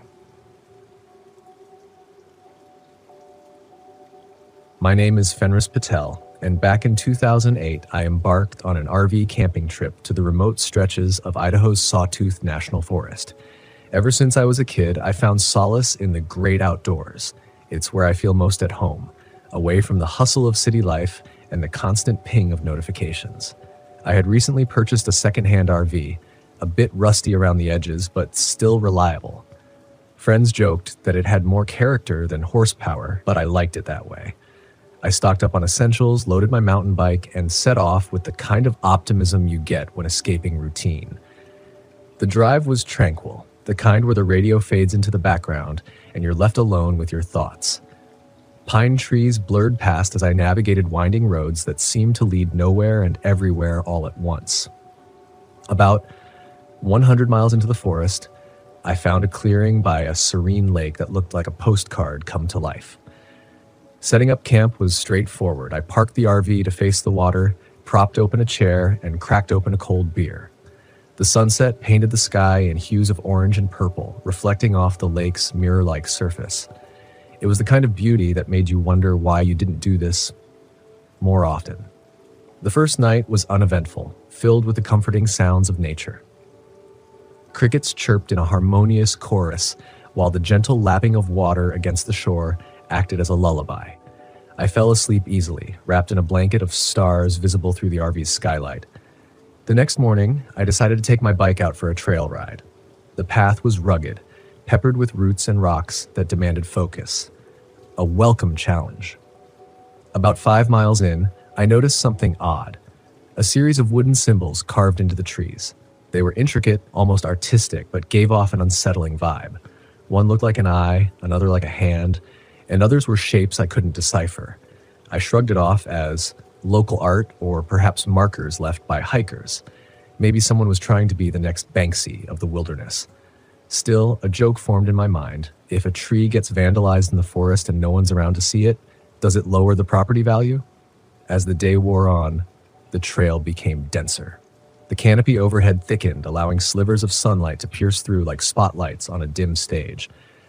I was about to turn back when I stumbled upon a dilapidated cabin hidden behind a curtain of ivy and overgrown bushes. Curiosity got the better of me. The cabin looked like it hadn't been inhabited in decades. The windows were shattered and the door hung loosely on its hinges. Stepping inside, I was hit by a musty odor, a mix of damp wood and something else, something metallic. The interior was sparse, a broken table, a moldy chair, and strange symbols, similar to the ones on the trees, etched onto the walls. A sense of unease settled in my stomach. Maybe it's time to head back, I thought. But as I turned to leave, my foot caught on something. Looking down, I saw the edge of a rug protruding from under the debris. I pulled it back to reveal a trapdoor. Now, any sensible person might have left right then, but I've been told that my curiosity could be the death of me, hopefully just a figure of speech. I lifted the trapdoor, revealing a set of wooden stairs descending into darkness. Using the flashlight from my bike kit, I illuminated the passageway. The stairs creaked under my weight as I descended, the walls worn, with roots protruding like skeletal fingers. At the bottom, the tunnel opened into a larger space, a room lined with shelves filled with jars. As I approached, the contents became horrifyingly clear. Preserved animals, odd specimens floating in formaldehyde, and other things that made my skin crawl. Then I saw them, photographs pinned to a corkboard, images of people, candid shots taken from a distance, hikers, campers, families. My breath caught in my throat when I recognized myself in one of the photos, taken at the lake where I'd set up camp. The caption scribbled below read, "New arrival, alone." A cold sweat broke out across my forehead. Jokes aside, this was no laughing matter. I had to get out of there. As I turned to leave, a faint sound echoed down the tunnel, the unmistakable creak of the cabin's front door.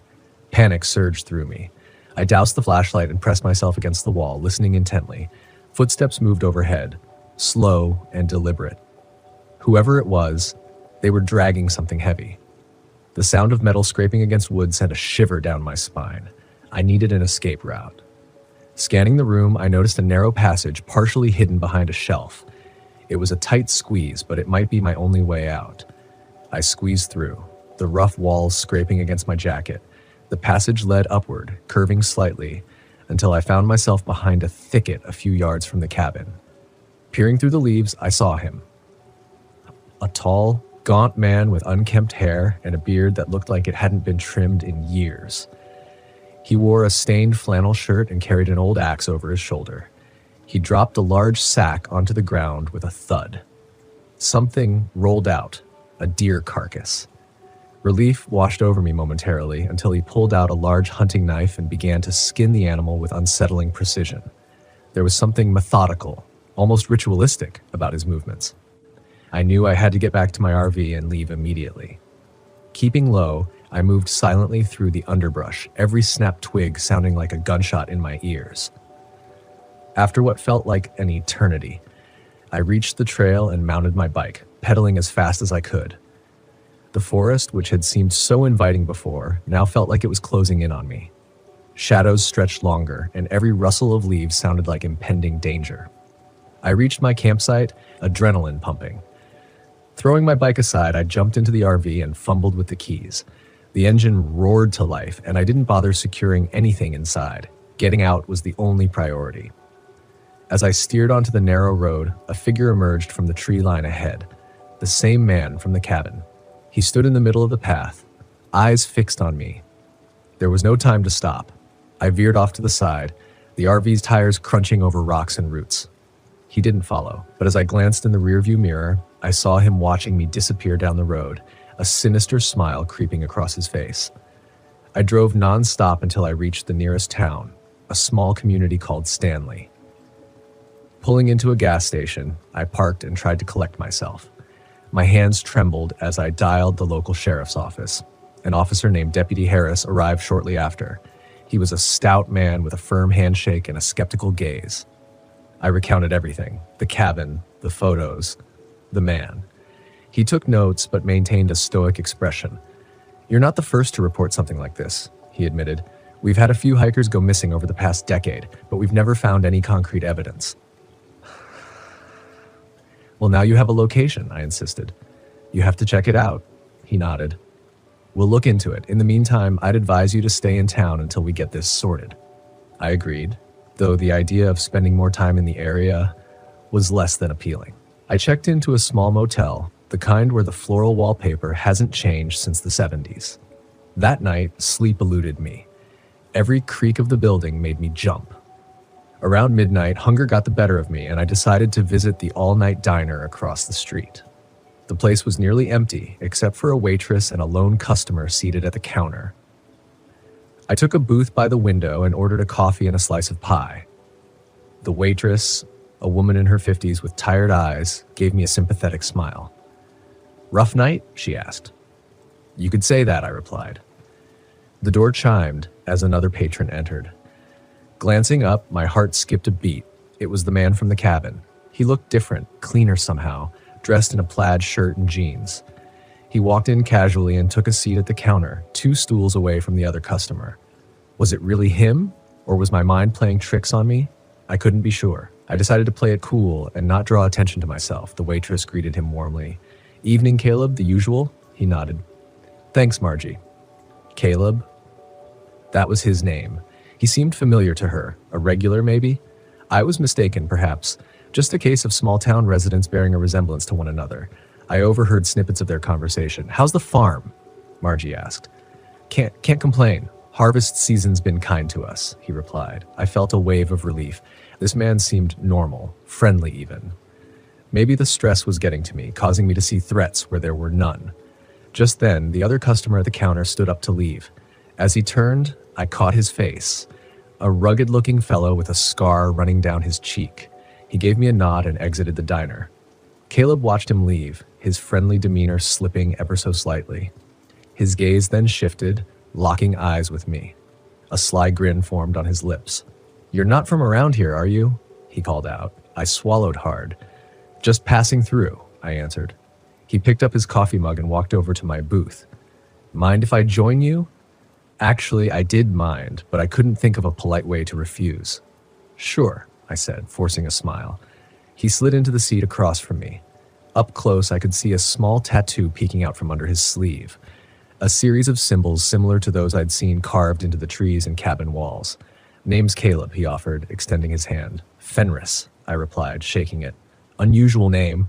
What's got you visiting our little corner of the world?" "Just some RV camping. Needed a break from city life." He nodded slowly. "The forest can be a peaceful place or not, depending on where you wander." There was an edge to his voice now. The friendly facade was fading. "Yeah, had a bit of a scare earlier," I admitted, hoping honesty might diffuse whatever this was.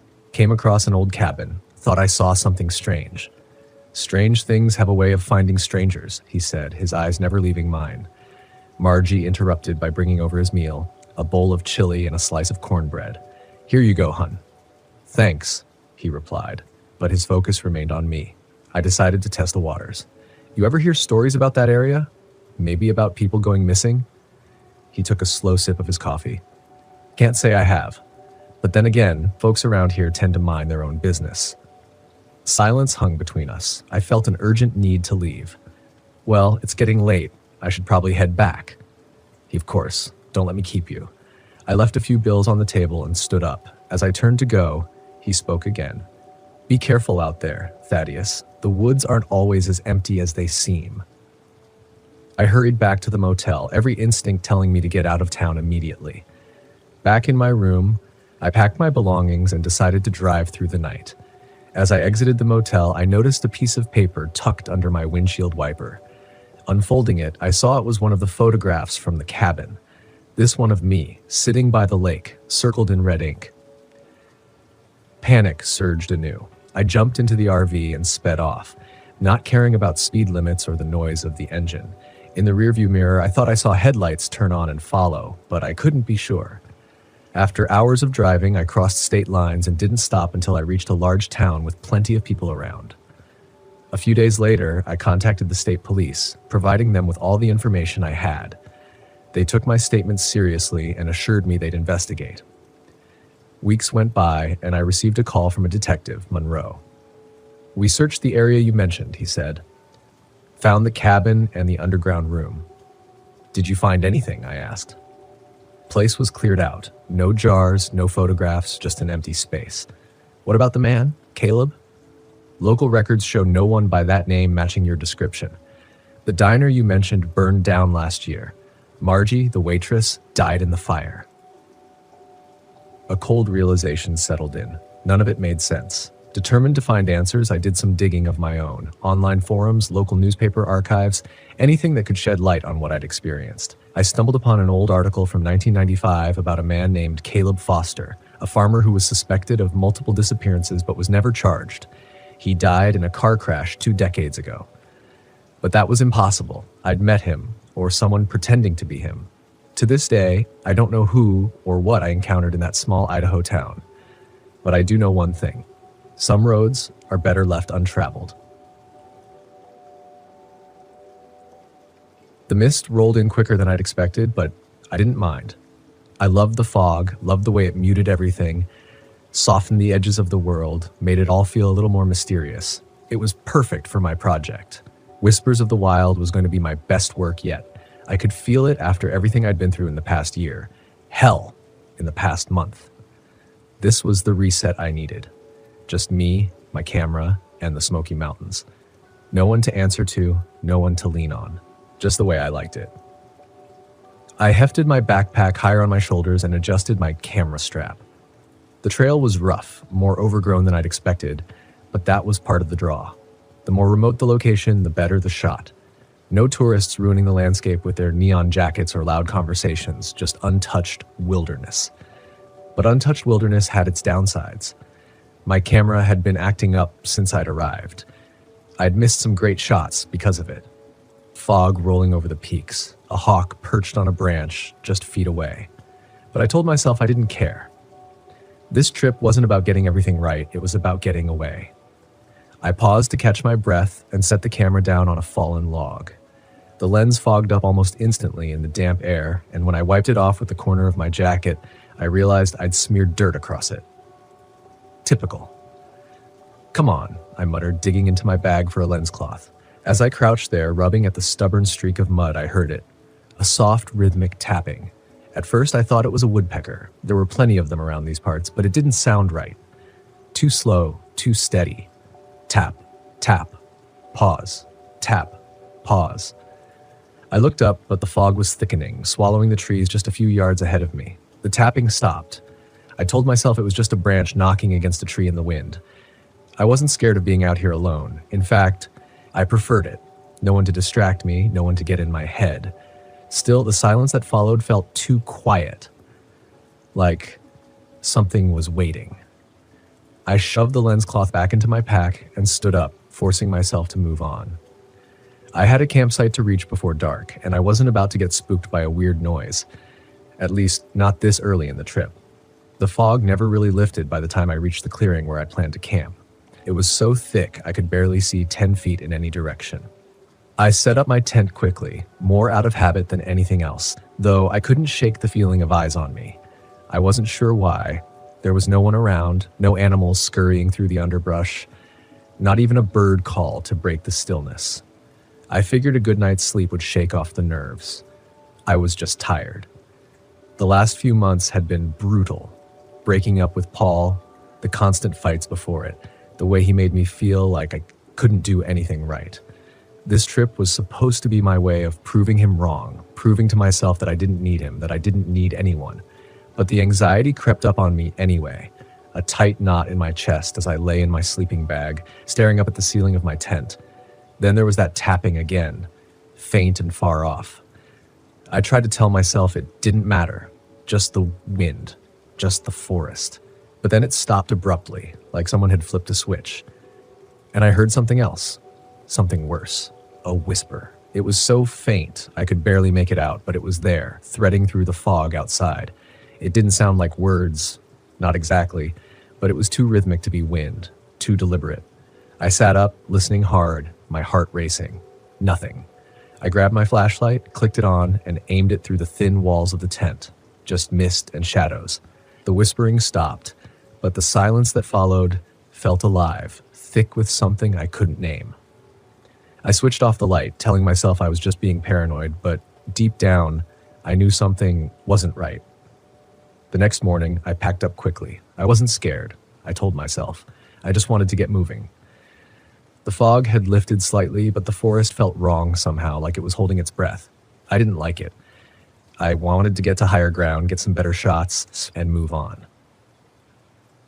By midday, I'd made it to a rocky ridge that overlooked a valley. It was beautiful, exactly the kind of shot I'd come for. The fog clung to the trees below, creating a sea of white with the mountain peaks poking through like islands. I snapped a few photos, trying to ignore the gnawing feeling in my gut. When I reviewed the pictures on my camera, my breath caught in my throat. There were figures in the fog. At first, I thought it was a trick of the light, just shadows cast by the trees. But the more I zoomed in, the clearer they became. Tall, thin shapes, barely visible, but definitely there, human or something like it, standing motionless among the trees, watching me. I whipped my head around, scanning the valley below. There was no one, just mist and trees. But in the photos, the figures were there. I lowered the camera, heart pounding. I hadn't imagined it. I couldn't have.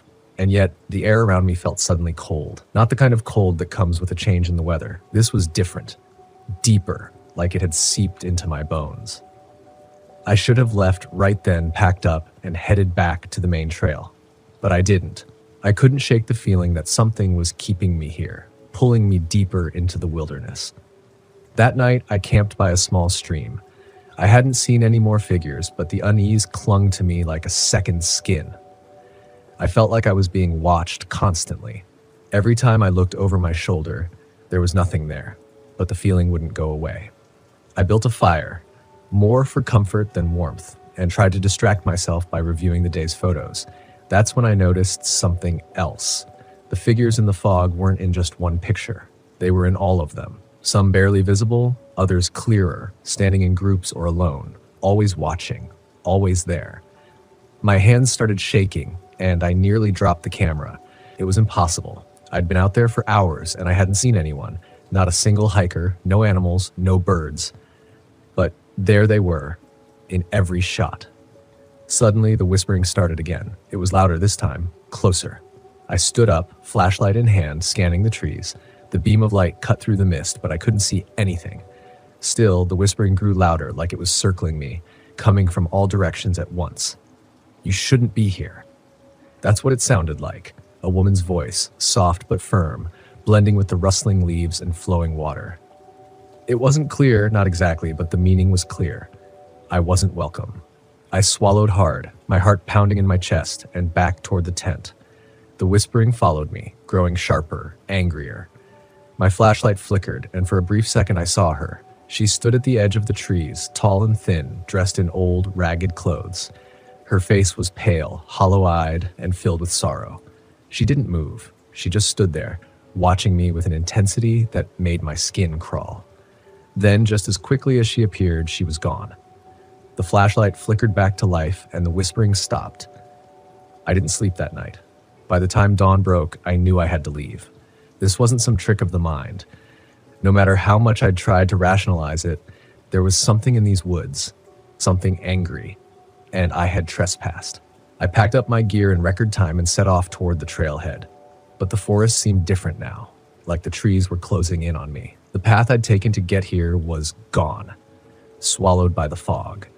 My compass spun wildly, useless, and the map was no help in the unmarked wilderness.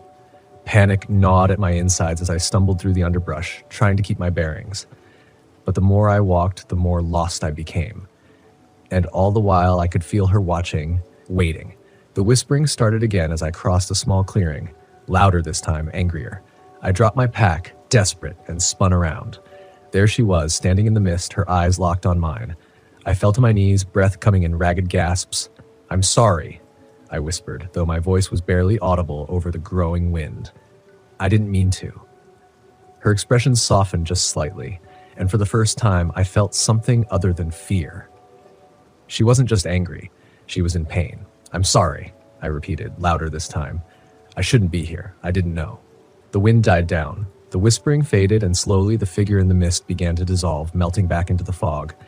I sat there for what felt like hours, heart racing, too afraid to move. Too afraid to move. But she was gone. The air felt lighter, the forest less oppressive. When I finally stood, I saw it, small, barely visible in the fog, a stone, hidden among the trees. A grave, long forgotten, buried deep in the wilderness. I didn't touch it. I didn't even get close. I just stood there for a moment, paying my respects to the spirit I'd disturbed. Then, without looking back, I turned and walked away. I made it out of the Smokies that day, but the images, the figures in the fog, the woman's sorrowful eyes followed me. I never published the photos from that trip. Some things I realized weren't meant to be captured. Some things were meant to be left alone. It was in 2015, somewhere in the middle of Montana, right near the edge of a national forest. No one really bothered to visit. That was the point, though, wasn't it? A place no one paid attention to. My name is Austin Gibson. Yeah, I know. Sounds like a TV detective. But that's where the comparisons end. I wasn't chasing down bad guys in an old convertible. I was a grunt on a mission that wasn't supposed to be written down anywhere.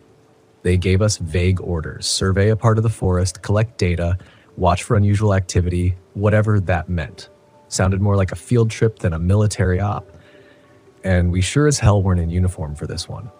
The forest was dense, trees twisted and grown wild like the land had a mind of its own.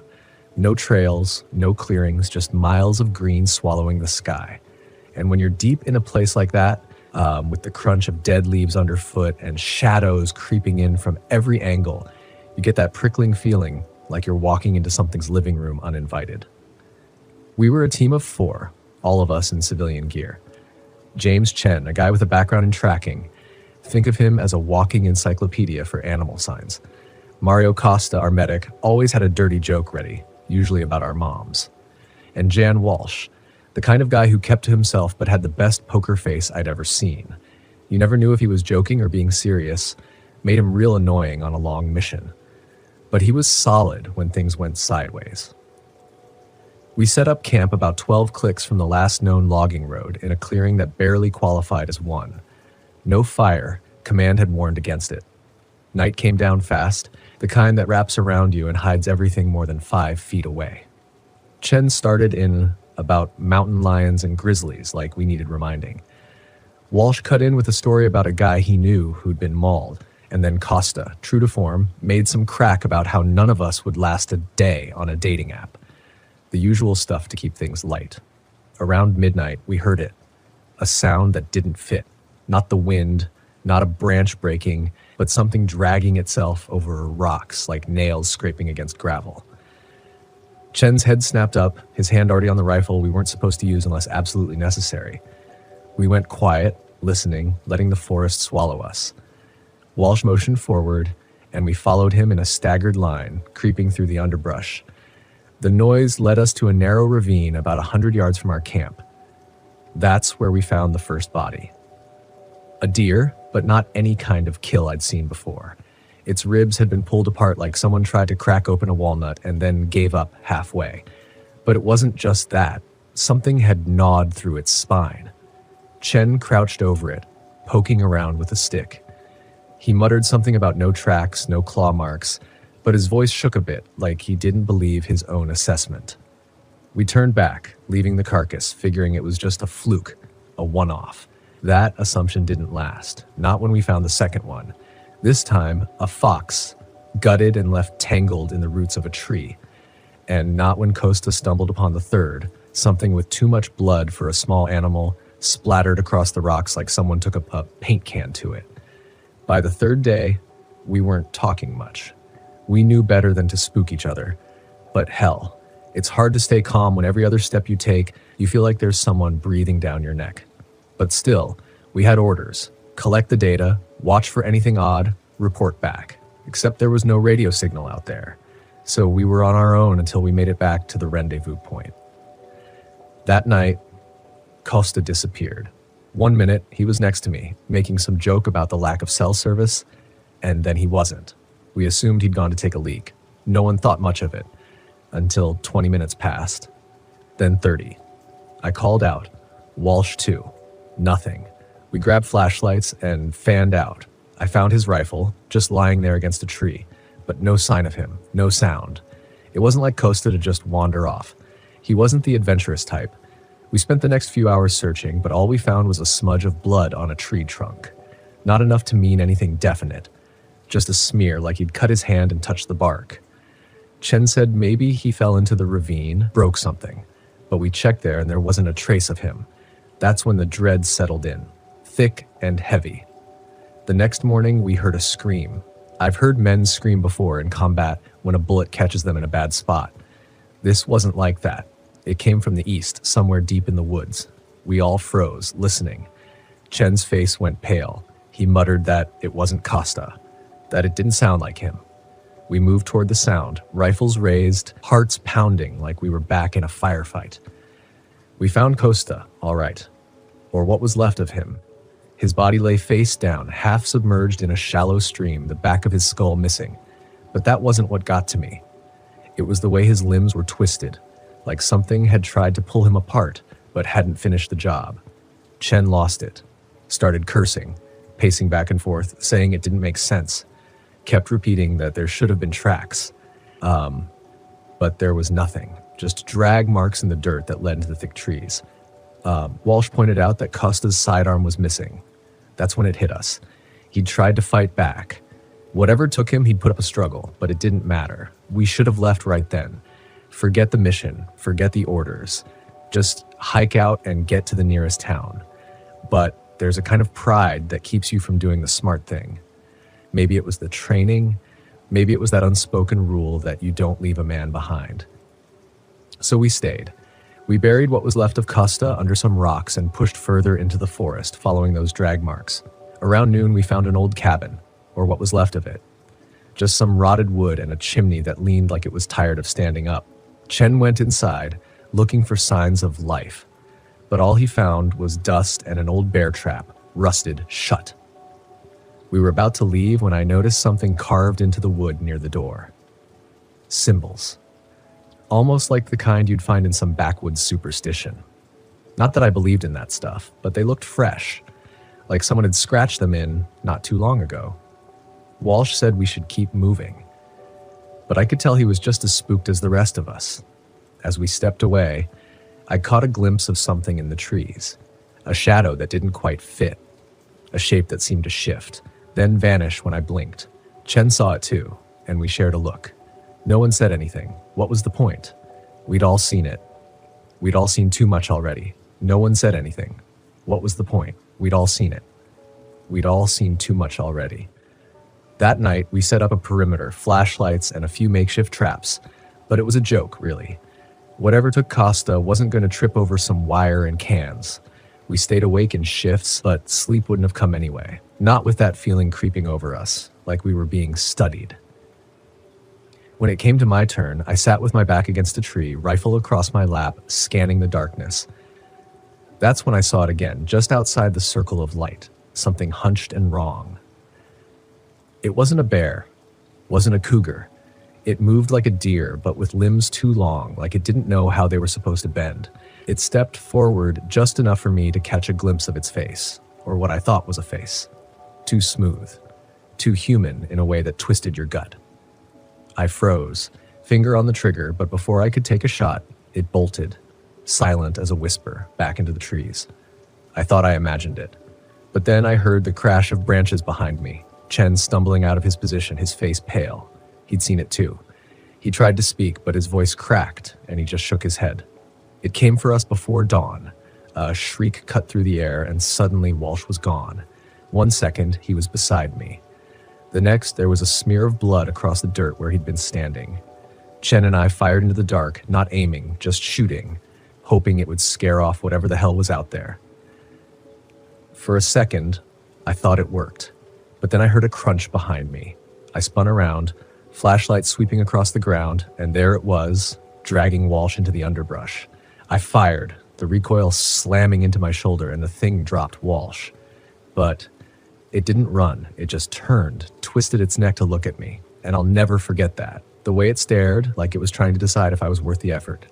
Chen charged it, knife in hand. He'd run out of bullets. It swiped at him, sent him sprawling into the dirt. But he got a good slice in, tore open its side. Something spilled out of it. Not quite blood. Not quite anything I could identify. It let out a sound like an animal in pain. But worse. I grabbed Chen and we ran. Left everything behind. Gear, supplies, Costa's grave. We didn't stop. Didn't look back. We reached the edge of the forest just as the sun was coming up. My lungs burned. My legs felt like lead. But I didn't care. I kept dragging Chen along until we finally reached the nearest logging road. A beat-up truck was parked there, some old guy with a shotgun leaning against the hood. He looked at us, then at the blood on our clothes, and just nodded. Like he'd seen it all before. He drove us to a town without asking questions. We didn't offer any answers. They called it a cougar attack when we reported it. Didn't even bother searching for Walsh or Costa. Just shrugged and said, "That's the way it goes out here." But I knew better, and so did Chen, though he never talked about it again. Didn't even stay in touch. Last I heard, he moved down south, said he needed to be somewhere flat, somewhere open. I went back to that forest once, years later, just to see if there was anything left of the cabin or the symbols on the door, but the place was gone, like it had never been there in the first place. No signs, no ruins, just trees and silence. But every so often I hear about another missing hiker. Another body found, torn open like a fruit. Maybe it's moved on, maybe it hasn't, but whatever it is, it's out there, and it's not done yet. Something that knows we're not supposed to be in its woods, and one of these days someone's going to find out what it really is. Maybe they'll be luckier than we were, or maybe not. I pulled the RV off the narrow, dusty road and into the shadow of Dead Man's Gulch. The engine sputtered to a stop, and for a moment I sat there in silence, staring out at the barren valley stretching before me. The Ruby Mountains loomed in the distance, jagged and dark against the fading light. This was exactly what I wanted. Isolation, quiet, and a place where the world couldn't find me. The RV had become my escape after Laura died. I could roam wherever I wanted, park wherever I pleased, and it felt like a kind of freedom. But now, sitting here in the middle of nowhere, I couldn't shake the feeling that I wasn't alone. The place had a weight to it, like the air was thick with something unseen. Something waiting. I climbed out of the RV and stretched, the dry desert air biting at my skin as the temperature dropped with the setting sun. Dead Man's Gulch was as desolate as it sounded. I had read about it in a ghost stories book I found at a thrift store. Some legend about miners who disappeared back in the late 1800s. They supposedly saw shadowy figures in the valley at night before the earth collapsed and swallowed them whole. I didn't believe in ghosts, cryptids, or any of the nonsense locals spouted about this place. I just wanted to be alone, away from the pitying glances and endless condolences. No one understood how grief gnawed at you, hollowing you out until nothing was left. Setting up camp took about 15 minutes. I parked the RV next to the remnants of an old mining camp, a few rusted-out carts, the skeletal remains of a cabin, and a collapsed mine shaft disappearing into the hillside. It was perfect. No people, no distractions, just me, the desert, and the stars. By the time I finished dinner, canned chili, nothing fancy, the sun had dipped below the horizon. I sat at the small table inside the RV, staring at the book in front of me, filled with old tales of ghost sightings and strange disappearances, most of them from around here. The locals called it the Phantom of the Mines, a shadowy creature that haunted the valleys, stalking anyone who got too close to the abandoned shafts. I flipped through the pages, skimming over accounts of miners swearing they'd seen something dark moving in the fog just before disaster struck. I shook my head and closed the book. Ghosts, shadows, it was all nonsense. Laura would have laughed at the idea. She'd never been scared of anything. Not the woods, not the wild. She was fearless. But I wasn't Laura. As I cleaned up, the RV's lights flickered. I paused, glancing at the ceiling. The lights steadied again, and I let out a breath I hadn't realized I was holding. Just a glitch, I told myself. The RV was old. Things broke. But the air suddenly felt colder. When I glanced out the window, I swore I saw movement, something shifting in the darkness just beyond the headlights. I stepped outside, the crunch of gravel under my boots the only sound. The night was still. too still. The kind of quiet that presses down on you. I scanned the area, the beam from my flashlight cutting through the shadows. Nothing moved, just rocks, dirt, and the skeletal remains of the old mining camp. Then I heard it. Faint, like the sound of gravel shifting underfoot. The hairs on the back of my neck stood up. I swung the flashlight toward the sound, but there was nothing there. "Get a grip, Jake," I muttered. "It's just the wind."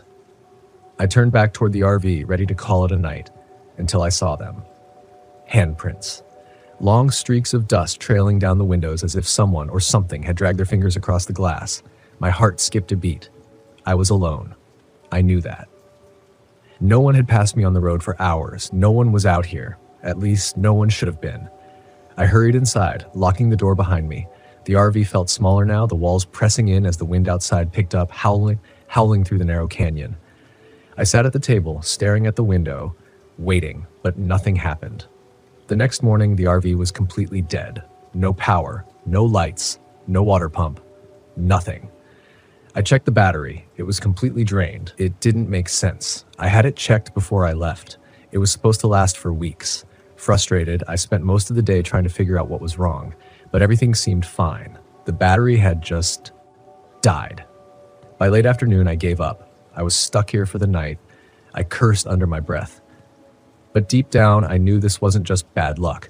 I decided to go for a walk, maybe clear my head. The old mine shaft loomed in the distance, and I made my way toward it. The ground was hard and cracked, littered with strange, deep marks crisscrossing the dirt. They looked like they'd been dragged by something large, too large. At the mine's entrance, the air was cooler, thick with the smell of dust and rot. The opening had collapsed years ago, the rocks jagged and sharp. But there in the dirt were more of those strange marks, long, deep gouges like something had been clawing its way out. I backed away, chest tightening. It was just a mine, just old rocks and dirt. But as I turned to leave, I caught something in the corner of my eye, a shadow moving at the edge of the rocks. I whipped around. Nothing. I ran back to the RV, heart pounding. That night, the first knock came just after midnight, a loud, deliberate bang on the side of the RV. I shot up, grabbing the shotgun by my bed. My hands shook as I loaded it. Another bang. Closer this time. "Who's there?" I shouted, voice cracking. No answer, just the sound of gravel shifting. I grabbed the flashlight and threw open the door. The cold hit me hard. The beam cut through the darkness. Nothing. No one. But then I saw it. A dark, shifting figure at the edge of the rocks. Its form flickered like smoke in the wind. It didn't have a face, but I felt its eyes on me. I raised the shotgun and fired. The blast echoed, but the thing didn't move. It just faded. I stumbled back inside, locking the door. The lights flickered and then went dark. I sat in total blackness, shotgun in my lap, waiting. But it didn't come back. By morning, I'd had enough. I packed up and climbed into the driver's seat. Miraculously, the RV started like nothing had been wrong. I didn't wait. I hit the gas, speeding away from Dead Man's Gulch. The weight in the air lifted. The fog was gone. But I couldn't shake the feeling I had narrowly escaped something dark, something still waiting in those mines. And as I drove, I kept checking the rearview mirror, just in case. The forest around me was too quiet. I'd been sitting by the campfire outside my RV, enjoying the silence for hours, but now something felt off. The kind of off you feel in your gut before your brain catches up to what's happening. No wind, no rustling in the leaves, just dead stillness. That was the first thing I noticed when I pulled up to this remote campsite, deep in Mount Hood National Forest. A place like this should have been full of life. Birds, insects, something. But the only sound was the crackle of the fire and the distant hum of the radio I'd brought along. I needed quiet after everything that had happened over the past year. I wasn't looking for distractions, just isolation. After my wife's death, nothing made sense anymore. People kept telling me I needed to move on, but the noise of life, the sympathy, the well-meaning advice, the friends who didn't know what to say, became unbearable. So I packed up and hit the road, hoping the wilderness would give me space to think, or maybe stop thinking altogether. I thought the forest would help. It had, until now. The radio's static broke the silence, a sudden burst of garbled noise that made me jump. I turned my head toward the RV where the old ham radio sat inside. I hadn't even touched the thing in hours. It was an antique one I'd brought along to mess around with during my downtime, but the signal had been dead all day. No stations, no chatter, nothing, until now. I stood up from the fire, walking over to the RV and ducking inside to check the radio. The static was louder, more insistent, like it was trying to form words but couldn't quite get there. I twisted the dials, searching for a clearer signal, but all I got was more white noise. Then, through the crackling, I heard it. A voice, faint and garbled, speaking numbers, 13789. The numbers repeated over and over, mechanical and cold, like a voice from an old number station. It didn't make sense. I was miles from anywhere, and this was supposed to be a dead zone. No signal, no interference. The voice paused for a moment, then the numbers started again. 137. It sent a chill through me, but I told myself it was just some rogue signal bouncing off the atmosphere, maybe a military transmission. There were logical explanations for this kind of thing, I was sure, but the way the numbers repeated over and over felt wrong, like the message wasn't for just anyone, like it was for me. I shut the radio off, my fingers trembling slightly. I wasn't here for this. I needed quiet, not some weird radio signal rattling around in my head. The next day, I tried to forget about the radio. I spent the morning hiking through the woods, the towering pines looming overhead like silent giants. The air was cool and damp, the sky just a sliver of gray through the dense canopy. But something gnawed at me, a faint buzzing at the back of my mind. No birds, no animals, just silence. When I returned to the campsite, the radio was on again, static blaring from the speakers. I hadn't touched it. I stepped inside the RV, staring at the radio like it might come to life. The static was louder now, more intense. I could feel it in my bones, like the vibration from a low hum in the ground. And beneath the static, the numbers were back. 1, 3, 7, 8. I slammed my hand down on the off switch, killing the sound. My pulse was racing, my mind scrambling for an explanation. It had to be a glitch, something with the wiring, maybe a stray electrical signal. I'd worked with enough technology over the years to know that things sometimes did strange things when you weren't looking. But the numbers, the way they were so clear, so deliberate, made me uneasy. I stepped back outside, trying to push the growing sense of unease away. That's when I noticed the man standing at the edge of my campsite. I hadn't heard him approach. He was just there, tall, scruffy, wearing a weathered jacket and a backpack slung over one shoulder. He looked like a camper, but there was something about the way he stood, stiff and tense, like he was waiting for something to happen. "Hey," I called out, trying to keep my voice steady. "You lost?" The man looked at me, his face tight with anxiety. I heard it too. I froze, my heart skipping a beat. "Heard what?" "The signal." "The numbers," he said, glancing toward the RV. "I've been picking it up on my own radio. It's not normal." My mouth went dry. "You've heard it too?" The man nodded. "I'm Ben," he said, stepping closer. His voice was low. "I was camping a few miles down the road. I've been getting static, voices, weird electrical interference. My GPS stopped working. My cell phone drained to 0 in minutes. I swallowed hard, my mind racing. "What do you think it is?" Ben shook his head, his eyes darting toward the trees. "I don't know, but it's not natural. The way the signal moves, it's like it's getting closer." I didn't know how to respond to that. I was a man of logic, of science. Signals were signals. Glitches were glitches. But there was something about the way Ben spoke, the fear in his eyes that made my skin crawl. That night, the radio came to life again. I tried to ignore it, tried to focus on the campfire and the peaceful silence of the woods, but the static was louder than before. The numbers were clearer, more insistent. 1, 3, 7. Ben was sitting across from me, his hands wrapped around a cup of coffee. His eyes were constantly scanning the dark forest around us. He hadn't relaxed since he showed up, and I couldn't blame him. There was something wrong here, something I couldn't explain. "You think it's some kind of broadcast?" I asked, more to fill the silence than anything. Ben shook his head. "I don't think it's a broadcast at all." "What do you mean?" He hesitated, then leaned closer, lowering his voice. "I think it's a warning or a signal from something out there." I stared at him, trying to process what he was saying. A warning from what? Before I could ask more, the static on the radio cut out for a moment. There was only silence, the kind of silence that presses down on you, that makes your skin prickle with anticipation. Then a sound, a soft, rhythmic clicking, like something metallic tapping against wood. I grabbed my flashlight and pointed it toward the trees, but the beam only revealed darkness. The clicking grew louder, echoing through the forest. Then, through the radio, a voice crackled to life. "We see you." My blood ran cold. Ben's eyes widened, his face pale. "What the hell was that?" he whispered. I could barely whisper back, my voice barely audible over the pounding of my heart. "We see you." The voice repeated, distorted and mechanical. "We see you." I stood up, flashlight shaking in my hand. The clicking sound was closer now, moving through the trees.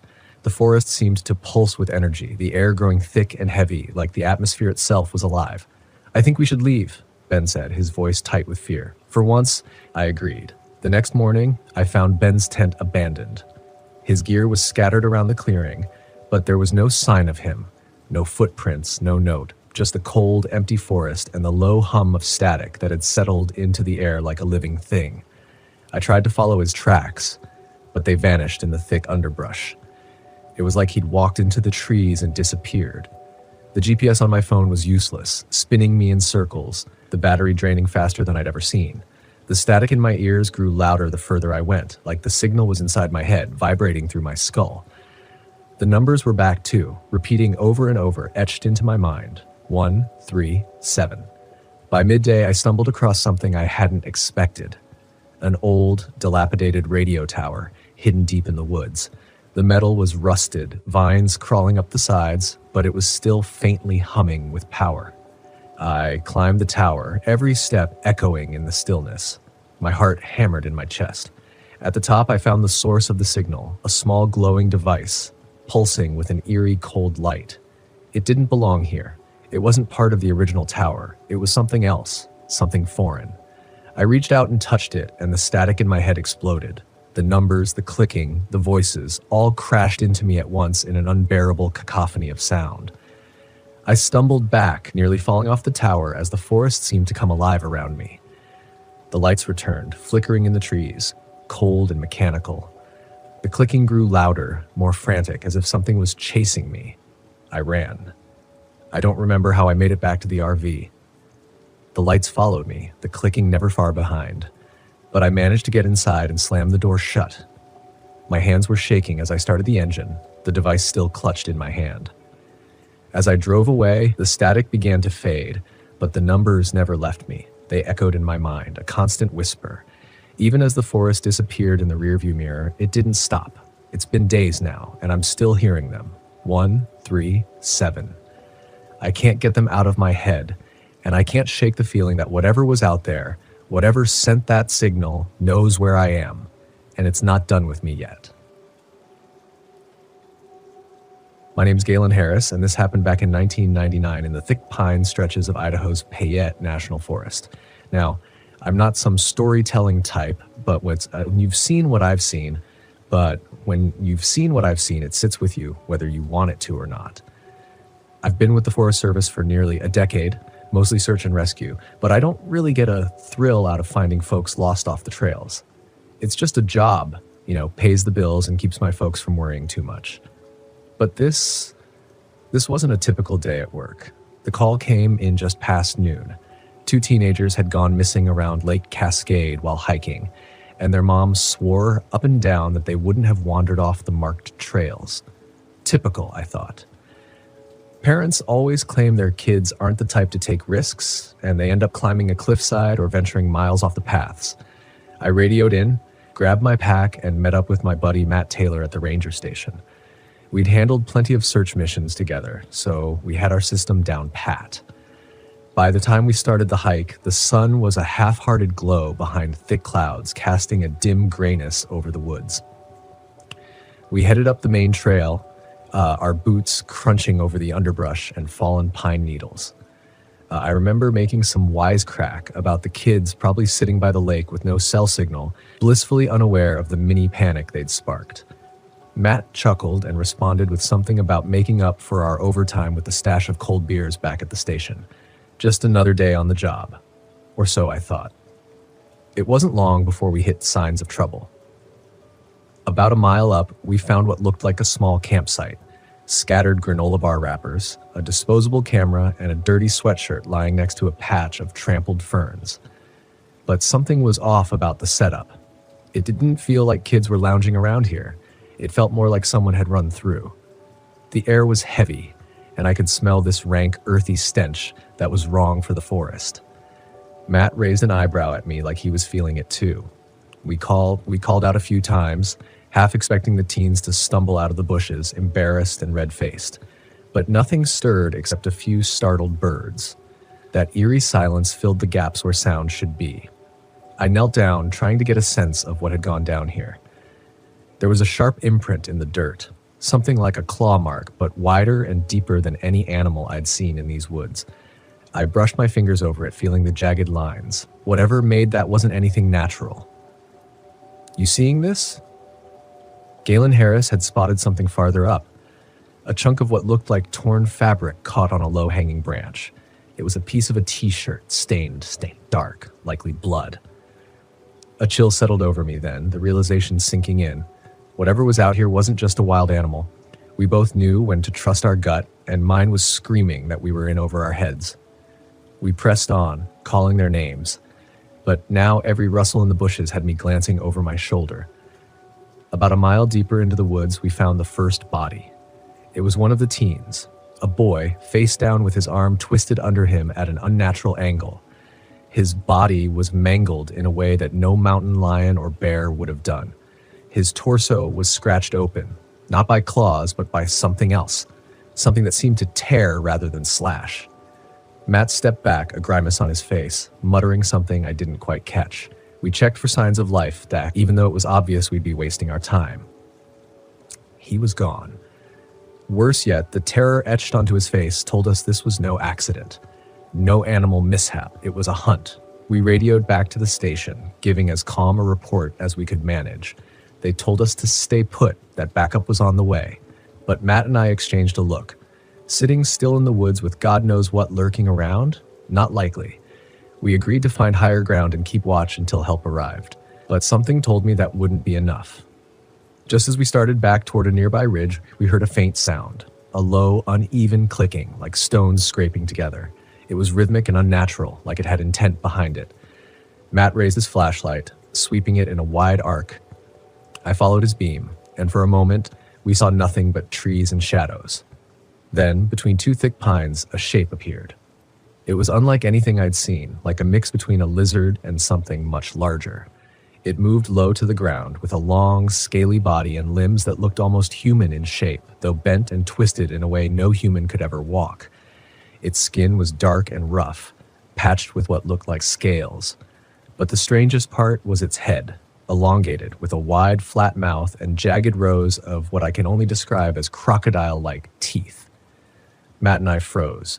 The thing paused, raising its head as if it sensed us. Then, with a sharp hiss, it lunged forward.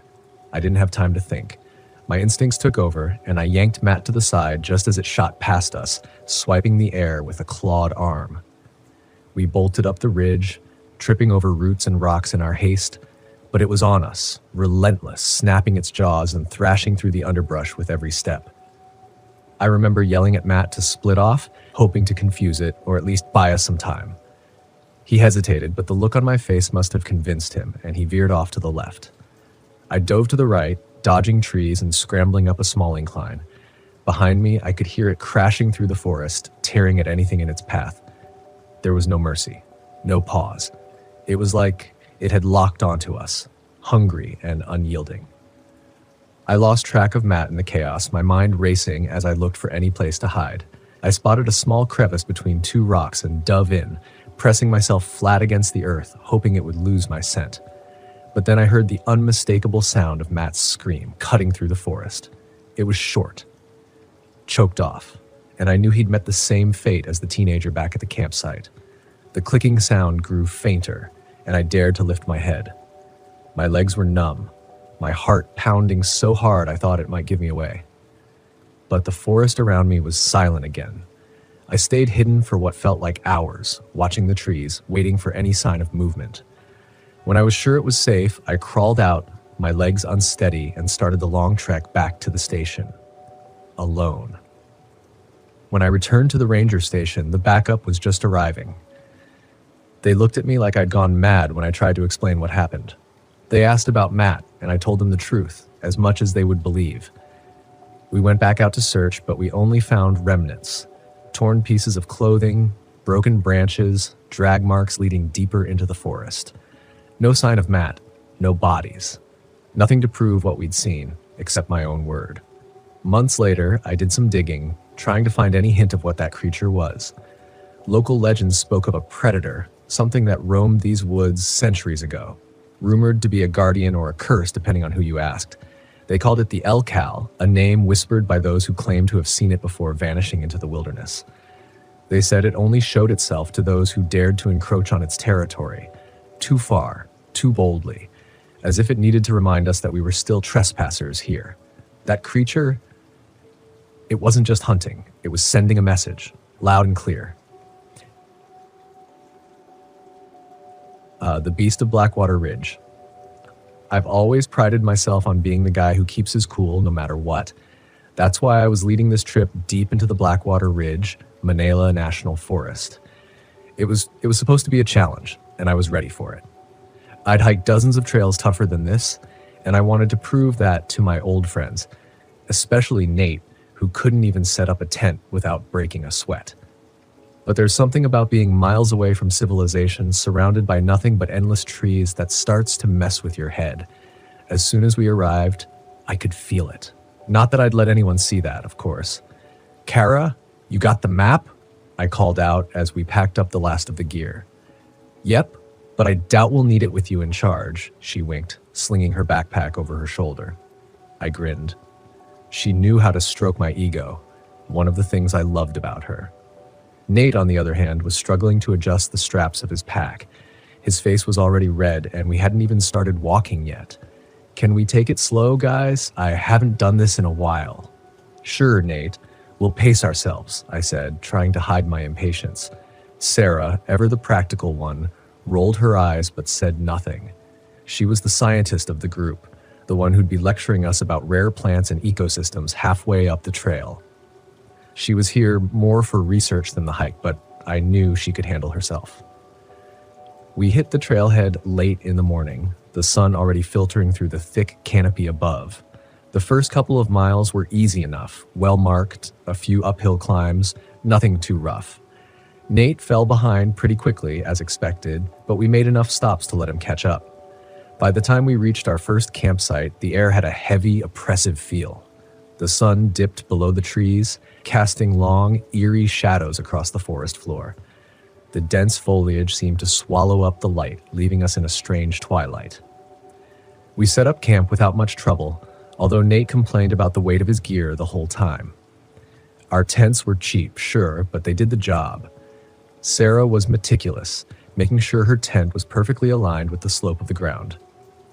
"It's going to rain tomorrow," she said almost as an afterthought. "Clear skies right now." I pointed out, but she just shrugged. Night came quickly, faster than I expected. By the time we had the fire going, the forest had gone almost completely silent. No birds, no insects, just the crackling of the fire and the occasional rustling of leaves. It was weird. I'd been in plenty of forests, but something about this one felt off. "You guys hear that?" Nate said, glancing around nervously. "Hear what?" Kara asked, stirring the pot of stew she'd made over the fire. "No, it's like, I don't know, like something moving out there." I paused, listening. At first, there was nothing, but then I heard it too, soft, distant, and low. A growl, almost like the sound of a heavy breath. "Coyotes," I said, trying to sound confident. "Nothing to worry about. They're probably more scared of us than we are of them." But I saw Sarah tense up. She was studying the woods beyond the firelight, her face set in concentration. I didn't like that. When I turned back to Nate, he was pale, fidgeting with his hands. "Maybe we should keep the fire going all night," he said. "Relax, Nate. We're fine. Nothing's coming near us." But the truth was, something felt off. Even I couldn't shake it. The second day was rough. The terrain started to get steeper and the trail was less defined. Nate was falling behind more often, and Kara's enthusiasm was starting to wane. We pressed on, but there was a growing sense of unease that none of us could shake. Halfway through the day, we found something that made me stop in my tracks. A deer carcass, ripped apart and strewn across the trail. Blood, dark and congealed, soaked into the ground around it. Whatever had killed it wasn't hunting for food. It looked like something had torn it apart just for the hell of it. Nate gagged, turning away. What the hell? Kara knelt beside the body, her face a mix of curiosity and horror. This wasn't a bear. Look at the size of these tracks. I crouched down next to her. She was right. The prints were huge, human-like, twisted. Something was wrong with the feet. Long, deep claw marks gouged into the dirt. I glanced at Sarah. Her face was pale, her brow furrowed in deep concern. This isn't normal, she whispered. We should go back. The confident TJ, who could handle anything, suddenly felt a sliver of doubt crawl up his spine. Nah, we're fine, I said, brushing it off. It's just some animal. We'll be careful. Let's keep moving.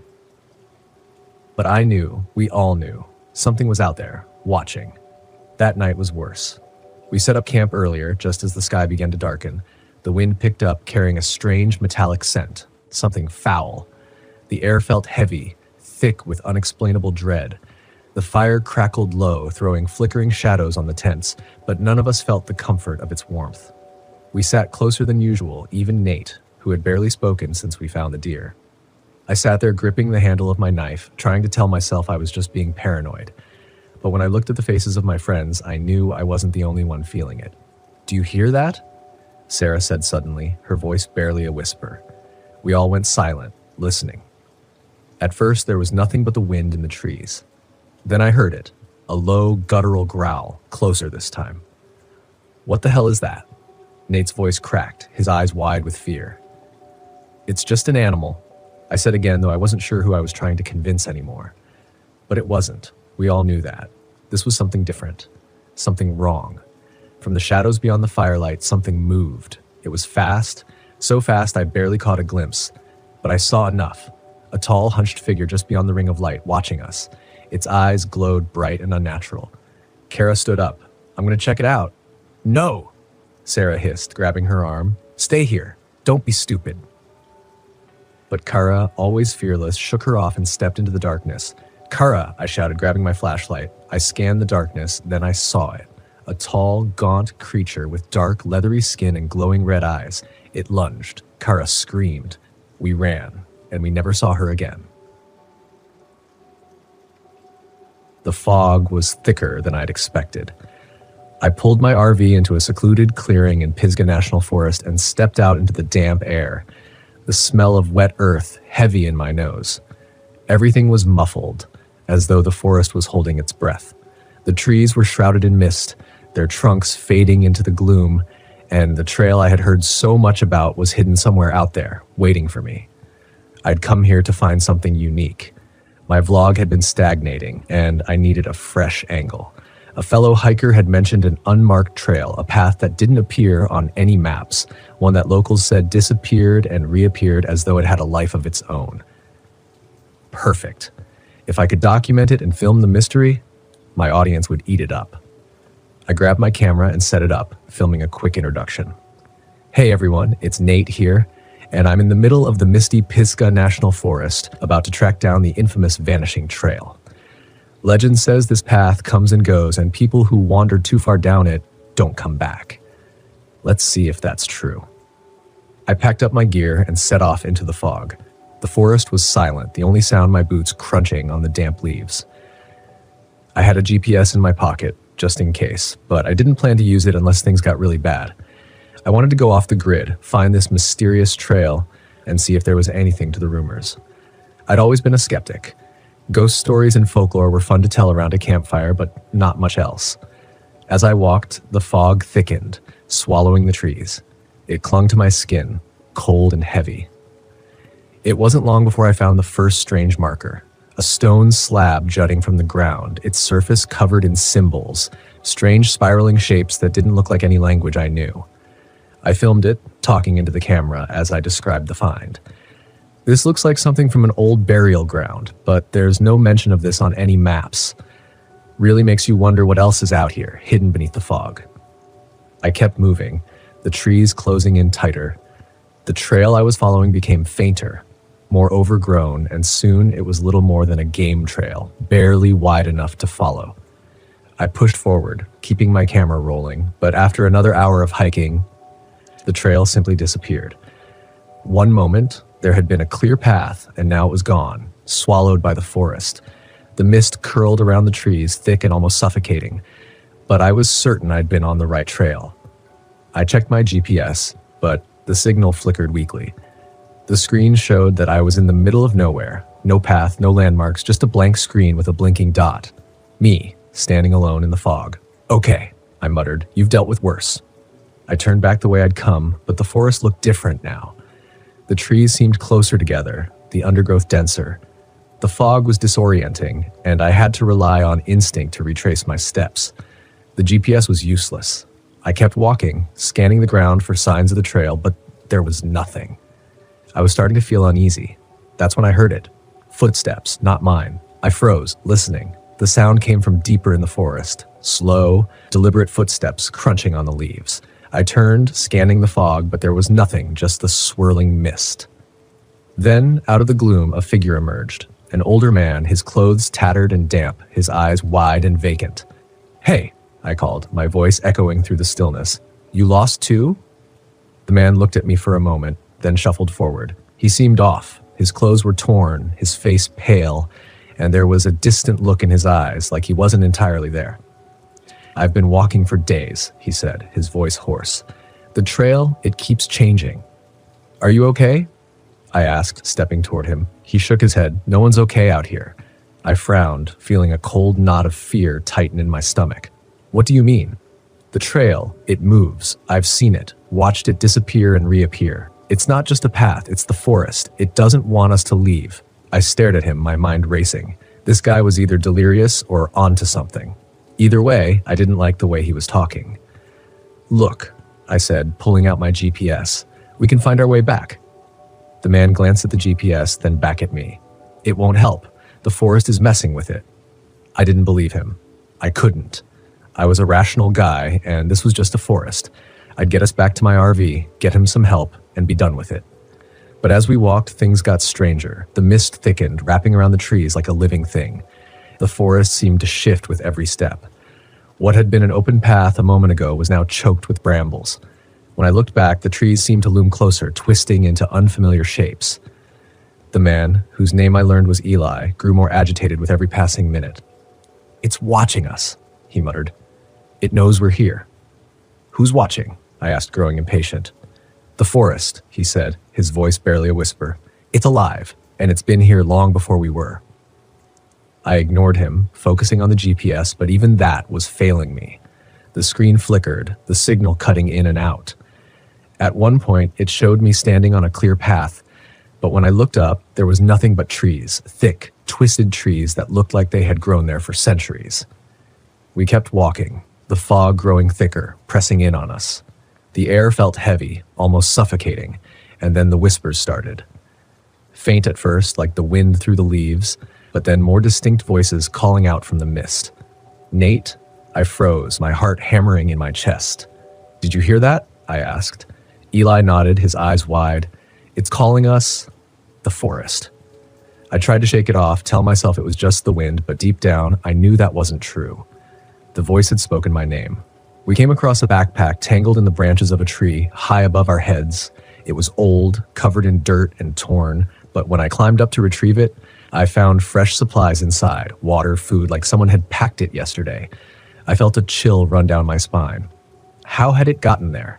Eli was growing more paranoid, his eyes darting around as though he expected the trees to come alive at any moment. "We need to leave," he kept saying, "before it's too late." We pushed forward, but no matter which direction we went, we ended up back where we started. The fog seemed to pulse with an unnatural energy, the whispers growing louder. Then, without warning, Eli was gone. I turned around, and he was just gone. The forest had swallowed him whole without a sound. I called out his name, but there was no response, only the dense mist pressing in on me. Panic set in. I was alone, lost in a forest that didn't want me to leave. The GPS was useless, and my camera was flickering, showing distorted footage of things I hadn't seen, shadows moving in the trees, figures lurking just out of sight. I started running, my breath coming in sharp gasps. The trees twisted and shifted around me, the fog so thick I couldn't see more than a few feet ahead. Every time I thought I'd found a way out, the forest closed in, trapping me in a maze of branches and brambles. The whispers were louder now, calling my name over and over. My camera caught glimpses of movement, dark figures moving through the mist, vanishing before I could focus on them. I didn't know what was real anymore. The forest seemed to warp around me, bending reality to its will. Then, just as suddenly as it had begun, the fog broke. I stumbled out of the trees and found myself back at my RV. The mist lingered at the edge of the forest, but it didn't follow. I didn't wait. I grabbed my keys, threw my gear into the RV, and drove off, my hands shaking on the wheel. I didn't stop until I was miles away, the forest a distant memory in the rearview mirror. Back home, I reviewed the footage. I expected to see the horror I'd witnessed, the proof of the vanishing trail and the strange shifting forest. But the videos showed nothing. The trail looked normal. The mist wasn't as thick, and Eli wasn't in the footage at all. It was like he'd never existed. I tried to tell myself it had been a bad trip, that my mind had played tricks on me, but deep down I knew the truth. The forest had let me leave, but it hadn't forgotten me. And I had a feeling it was waiting somewhere in the mist for me to return. It wasn't my first job, and it sure as hell wasn't supposed to be my last, but something about that night didn't sit right from the beginning. Maybe it was the silence on the dispatch call, or the way the wind howled across the San Rafael desert, as if it knew something I didn't. I should have listened to that instinct, the one that makes your gut twist and your hands clench the steering wheel tighter than usual. But when the money's right, sometimes you take a job you wouldn't otherwise. The rig hummed beneath me as I barreled down I-70 heading west. The sky was bruised with the last light of day, purple streaks fading into a storm building on the horizon. I had a long way to go and no time to waste. They said the cargo was sensitive, needed to be kept at exactly 20 degrees, and if I messed up, there'd be hell to pay. That wasn't what bothered me, though. What bothered me was not knowing what the hell I was hauling. When they don't tell you what's in the trailer, it's never good. My name's Roy Mallister. Bones to the few truckers who still know me on the road. 45 years old, and I've spent the last 20 behind the wheel. The road used to be a kind of escape for me, a way to outrun the things I didn't want to face. But that was before Carol passed, before I let everything else fall apart, including my relationship with my daughter Emily. Haven't talked to her in years, and I don't think about it much anymore. I'm good at avoiding things like that. But tonight, something felt different. The desert stretched out endlessly on either side of me, just red rock and dry air as far as the eye could see. I hadn't seen another car in miles, which was fine by me. The last thing I needed was distractions. That is, until the dashboard flashed red and the trailer's cooling unit flickered for the first time. I muttered a curse, pulling the rig over onto the shoulder. I cut the engine, grabbed my flashlight, and climbed out into the gathering dusk. The wind hit me hard, dust swirling around my boots as I made my way to the back of the trailer. I could hear the cooling unit working and stuttering like it was trying to fight off some kind of malfunction. Fumbling with the latch, I yanked open the back door and was greeted with a gust of frigid air. It smelled wrong in there, like cold metal and something decayed, the kind of smell that sticks in your nose and won't leave. I shined my light into the back, trying to figure out what was causing the problem. That's when I heard it, a soft tapping. No, not tapping, scratching. It was coming from the crate, a large wooden crate strapped down in the center of the trailer, covered in heavy chains. My heart started to pound in my chest, the kind of adrenaline spike that tells you to get the hell out of there. But my feet wouldn't move. I inched closer, flashlight trembling in my grip. The scratching got louder. The crate shifted just slightly, as though something inside was alive. "What the hell?" I whispered, backing away. I wasn't going to open it. Not in a million years. I slammed the trailer door shut and locked it tight, forcing myself to breathe slowly. Whatever was in that crate, I wasn't sticking around to find out. I was just supposed to get it from point A to point B, no questions asked. I climbed back into the cab, started the engine, and pulled back onto the road, telling myself I was imagining things. Maybe it was an animal, I thought, some government experiment or something. None of it mattered. All I had to do was deliver the damn thing.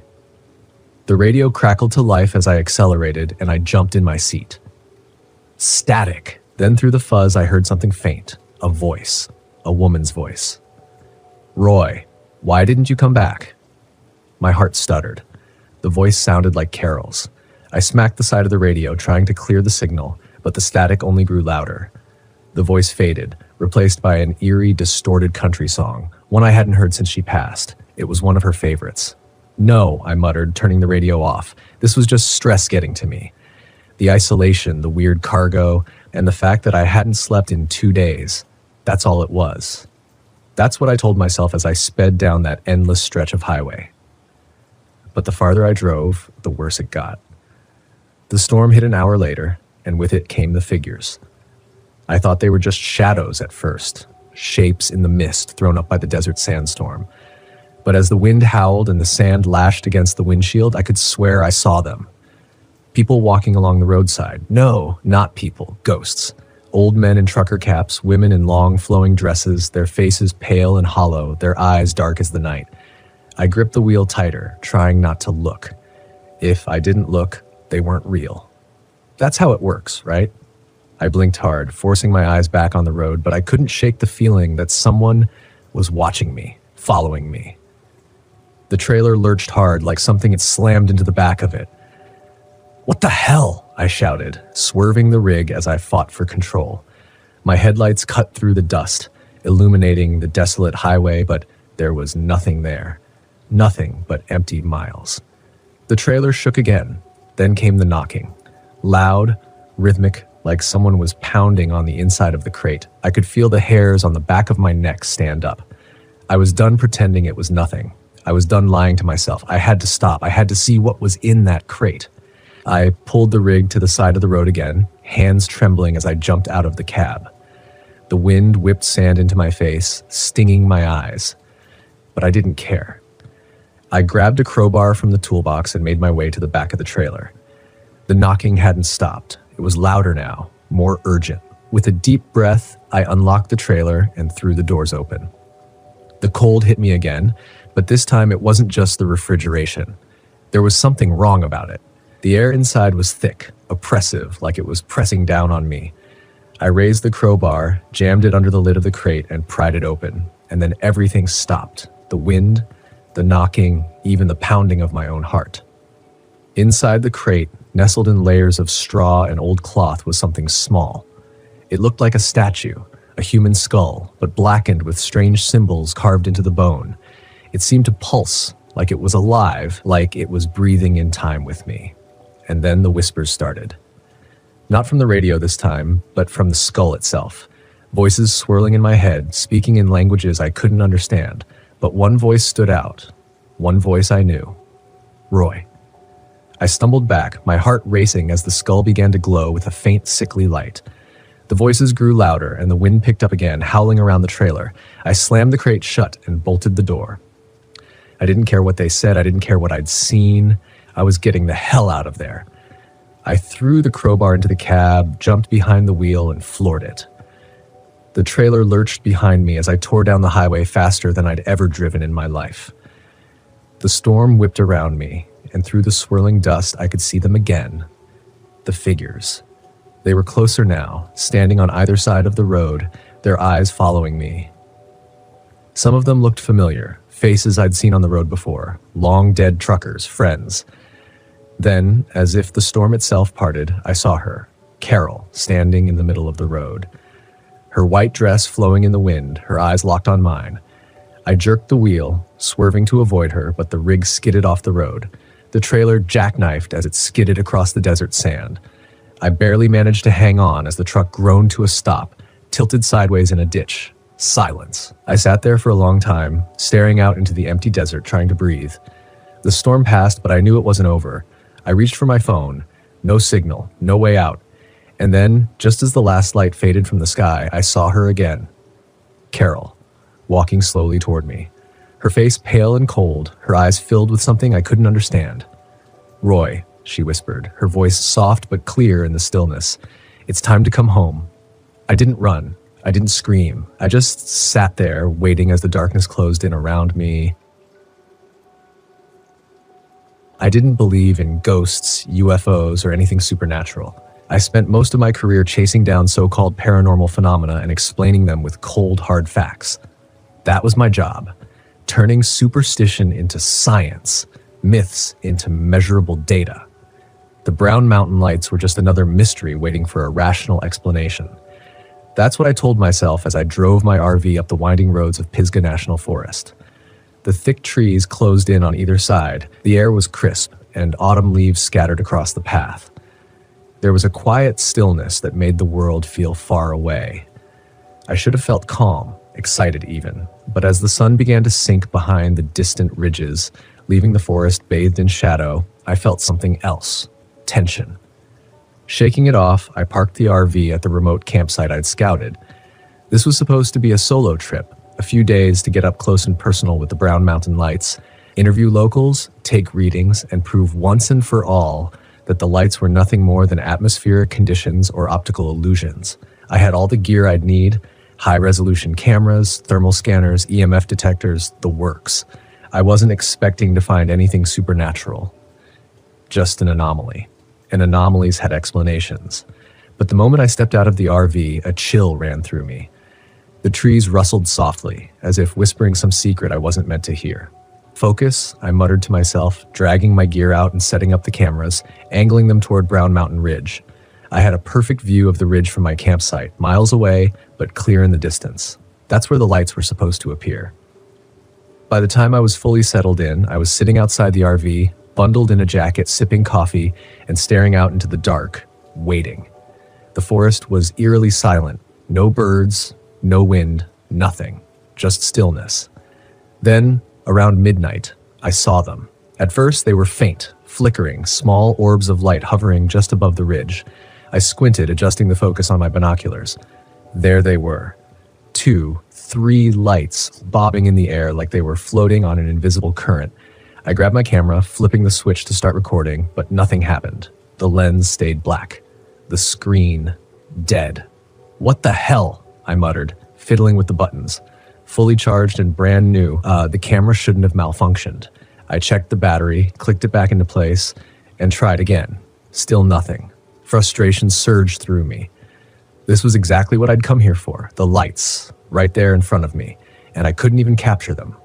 I stood up, grabbing my thermal scanner, but when I flipped it on, the screen flickered, then went dark. "Come on," I whispered, trying to stay calm. The gear wasn't cheap, and none of it should have been failing, but it was, piece by piece. The lights danced on the ridge, growing brighter, closer. My heart raced. I wasn't scared, I told myself. I was just annoyed. The logical part of my brain struggled to make sense of it. Maybe the electronics were glitching because of interference, some kind of electromagnetic field or something. I took a deep breath, trying to settle my nerves. But the lights, those strange pulsing orbs, kept moving, almost as if they were drifting toward me. The air turned cold. So cold that I could see my breath misting in front of my face. A thin layer of frost started forming on the ground, on the RV windows, on my gear. I pulled my jacket tighter around me, my hands beginning to stiffen in the chill. It didn't make sense. The weather forecast had called for a cool night, but nothing like this. I checked my phone's temperature app. 30 degrees Fahrenheit? Impossible. I glanced at my surroundings, feeling the silence close in around me. Then I noticed the lights were no longer on the ridge.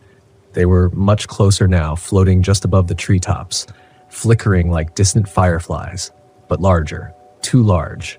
I watched, heart pounding, as they bobbed and weaved. Their glow cast long shadows on the ground. I pulled out my phone to take a video. The screen flashed, then went black. It wouldn't turn on. Frustration boiled over. I slammed the phone down on the camping table. It bounced. I stood there, fists clenched, trying to keep my cool. This was why people got sucked into believing nonsense, because technology failed at the worst possible moment. The lights weren't supernatural. There had to be an explanation. Maybe the cold was messing with the equipment or some kind of atmospheric distortion. But then I saw the handprints. Small, faint handprints etched in frost on the RV window. They hadn't been there before. I knew that. I stared at them, my breath catching in my throat. They looked like the handprints of a child, no more than a few inches across, and they were slowly, gradually melting away in the cold. A prickling sensation crawled up the back of my neck. I turned to look at the lights, now hovering at the edge of the forest, close enough that I could make out their eerie bluish glow. They flickered in the trees, moving in slow, lazy circles as if they were watching me, waiting for me. The rational part of my mind screamed that it was impossible. There was no way the lights could have traveled that fast, no way they could be this close. I'd seen videos, read reports. They were always distant, spectral, unreachable, but now they felt personal, as if they were beckoning me. I swallowed, my throat tight. Without thinking, I took a step forward. The cold deepened, pressing in on me from all sides. The frost crept up the sides of the RV, spreading like delicate veins. The temperature continued to drop. My breath came out in ragged gasps, and my vision blurred. The lights drifted deeper into the trees, flickering and glowing, moving in a pattern that felt deliberate, like they wanted me to follow. And I did. I grabbed my flashlight, my hands trembling as I made my way toward the forest's edge. The beam of light was weak, barely cutting through the dark. I kept my eyes on the lights, feeling a strange pull in my chest, like something was urging me forward. As I entered the trees, the world grew darker. The lights danced just out of reach, always a few steps ahead of me, their glow casting an ethereal light on the twisted branches. The forest felt wrong. Too quiet, too still. I checked my watch. 2 hours passed. I hadn't even noticed. My legs ached, and I realized with a sinking feeling that I had no idea how far I'd wandered. The lights flickered again, brightening as they circled a large boulder ahead, and then they stopped, hovering there, motionless. I took a step closer, and that's when the hallucinations began.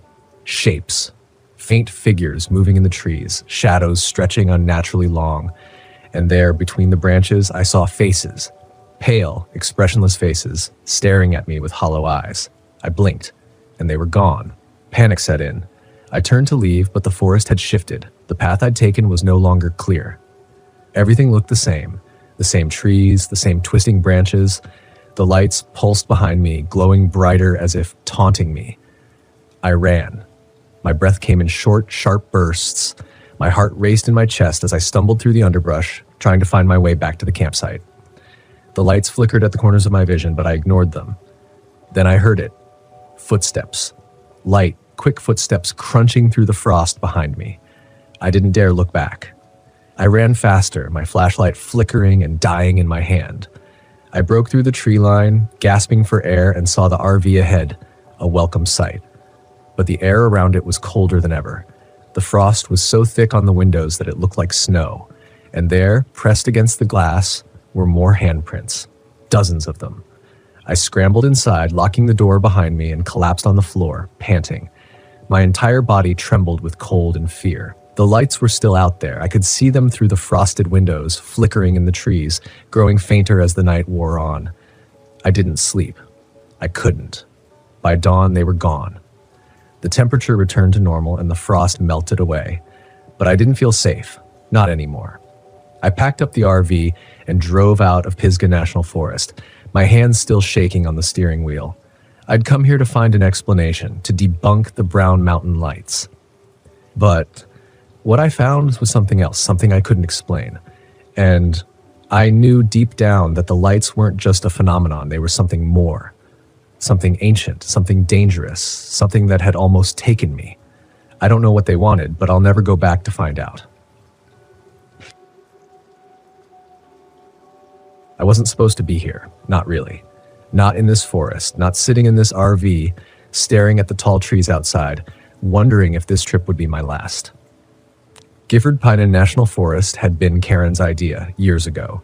She had this way of looking at the world, seeing the beauty in everything. She wanted to camp here, hike the trails, soak in the stillness of the ancient trees. I didn't get it then, too caught up in work, too busy to care. But now it was all I had left. It had been a year since she died, and I still couldn't make sense of it. A car accident on a quiet street, just like that, she was gone. and I was left stumbling through life, trying to figure out how to exist without her. This trip was my last attempt at finding something, anything, that made sense. So here I was, parked deep in the middle of nowhere, hoping that the forest would somehow offer answers. I didn't know what else to do. The trees stretched up into the sky, their thick trunks casting shadows that lingered even in the daylight. It was beautiful in a way, but it felt empty without her. I could almost hear her voice telling me to look at the wildflowers or marvel at the way the sunlight filtered through the branches. I stepped out of the RV, the cool, damp air wrapped around me. The scent of pine and moss was thick, earthy. Everything seemed so alive, and yet all I could feel was the weight of the past pressing down on me. I started a small fire, just like I'd done the past few nights, and sat there watching the flames dance. The crackling wood was the only sound in the stillness. That's when I heard it. Footsteps. They were faint, barely audible over the fire, but distinct enough to make me stand up, heart pounding in my chest. I looked around, scanning the tree line, but saw nothing, just shadows. I told myself it was probably a deer or maybe some other animal, but the feeling stuck, the sense that someone was watching me. I wasn't alone. I sat back down, trying to shake the unease, but it lingered. I couldn't stop thinking about the old man I'd met the day before, Edgar. He'd been wandering the campground when I arrived, his wrinkled face covered in a scruffy beard, eyes sharp despite his age. He was friendly enough, but there had been something off about him. "You came at the wrong time," he'd said, staring at me with a knowing look. "Why is that?" I'd asked, brushing it off. Some things shouldn't be disturbed, especially at night. The forest, it has its secrets. I didn't know what to say to that, so I didn't respond, but his words stuck with me, replaying in my mind as I sat by the fire. What did he mean by secrets? What was he talking about? I hadn't thought much of it at the time, but now, sitting in the dark with the fire flickering low, I couldn't shake the feeling that there was something more to what he'd said. The wind picked up, making the trees sway, their branches creaking overhead. The fire sputtered as the breeze caught it, and I stood up again, feeling restless. I needed to move, to walk. Anything to clear my head. I grabbed my flashlight and headed into the forest, just far enough to feel like I was doing something. The beam of light cut through the darkness, illuminating the trunks of the trees but casting long shadows everywhere else. My footsteps were the only sound now, crunching softly on the forest floor. I don't know how far I walked before I saw the first symbol. It was carved into the bark of a tree, a spiral-like shape that looked old, weathered by time. I crouched down, running my fingers over it. It was smooth, unnaturally so, like it had been carved recently. I stood up, shining the light around, and spotted more symbols carved into the trees at odd intervals, spirals, faces, shapes that made no sense. They all seemed to be pointing deeper into the forest, like a trail leading me somewhere. A chill ran down my spine. I turned back, trying to ignore the nagging curiosity that pulled at me. I wasn't here to chase after strange carvings. I was here to... Well, I didn't know why I was here anymore, but this wasn't it. As I made my way back toward the RV, the air seemed heavier, colder. I couldn't hear the wind anymore, and the shadows seemed darker. The feeling that I was being watched returned, stronger this time, like someone or something was following me. My pulse quickened, and I picked up the pace, glancing over my shoulder every few steps. Nothing, just trees and shadows. When I reached the RV, I let out a breath I hadn't realized I was holding. The fire had gone out, leaving nothing but smoldering embers. I climbed inside, locked the door behind me, and sat on the edge of the bed, heart still racing. I was just tired. That's all it was. The grief, the isolation, it was messing with my head. I hadn't been sleeping well, and the loneliness had a way of playing tricks on the mind. At least that's what I told myself. The next morning, I met Leah. She was hiking near the campground, a pack slung over her shoulders, looking every bit the confident outdoors woman. She was friendly, outgoing, and struck up a conversation with me as soon as we crossed paths. "You camping out here alone?" she asked, her voice light, casual. I nodded. "Yeah, needed some time away, I guess." "I get that," she said, smiling. "This place is something else. It's beautiful, but it can get a little weird at night, don't you think?" I paused, remembering the footsteps, the carvings, Edgar's warnings. "Weird?" I asked. How strange it can feel out here after dark. Just stories, old legends. You know how it is with places like this. Every forest has its ghost stories. I tried to keep my tone neutral, but the unease from the night before still lingered. She smiled again, but this time there was something in her eyes, like she knew more than she was letting on. Just be careful. It's easy to get lost out here, she said. With that, she waved and continued down the trail, disappearing into the trees. I watched her go, wondering if I should have said more, asked her what she meant, but I didn't. I spent the rest of the day at camp trying to relax, but the sense of unease only grew stronger. That night, as I sat by the fire again, I couldn't stop thinking about the symbols. They'd seemed so deliberate, so purposeful, like someone or something was trying to lead me deeper into the woods. And then the footsteps returned. This time, they were louder, closer. I stood up, shining my flashlight toward the trees, but saw nothing, just shadows. But the footsteps didn't stop. They circled the RV, slow, deliberate, crunching on the forest floor. My throat tightened as I strained to listen, my heart hammering in my chest. "Who's there?" I called out, but the footsteps didn't answer. Instead, they stopped. Dead silence. I backed toward the RV, fumbling for the door when I saw it. Movement, just at the edge of the trees, a figure tall, thin, barely visible in the darkness. I blinked and it was gone. I bolted inside, slamming the door behind me, my breath coming in short gasps. What the hell was happening? I sat there for hours, staring at the door, waiting for something to happen, but nothing did. The next morning, Leah was gone. Her tent was still there, her pack sitting neatly outside, but she was nowhere to be found. I searched the area, calling her name, but the forest was silent. It didn't make sense. People didn't just vanish like that, not without a trace. I thought about Edgar, about the stories he'd told, the forgotten one, he'd called it. A legend about a man who'd wandered too far into the forest, losing himself until he became part of the land itself. Now they said he lured others to join him, preying on their grief, their loneliness, until they disappeared too. I didn't believe it. I couldn't. But Leah was gone, and the symbols were still there, etched into the trees like a warning or an invitation. The footsteps returned that night, and this time I knew what they wanted. I could hear her voice, Karen's voice, calling to me from the trees, soft, loving, like she was right there, waiting for me. "Derek," she whispered, "come find me." My heart ached, torn between the impossible and the undeniable. I knew it wasn't real. I knew it, but I wanted to believe it was. I stepped outside. The cold air bit at my skin. The forest was dark, silent, but the voice was there, guiding me. I walked toward the trees, my feet moving on their own, drawn by the sound of her voice. "Derek," she called again, "don't leave me." I stopped at the edge of the woods, staring into the darkness. I could see her now, just beyond the first row of trees, her face, her smile. She was there, waiting for me. But something was wrong. The shadows around her shifted, twisting like they were alive. Her eyes, once warm and familiar, were hollow, empty. I took a step back, the spell breaking. This wasn't Karen. I turned and ran back to the RV, back to safety. The forest seemed to close in around me, the trees pressing in as the voice grew louder, angrier. "Derek!" I slammed the door behind me, heart pounding, breath coming in ragged gasps. I could still hear her screaming my name from the trees, but I didn't go back. I couldn't.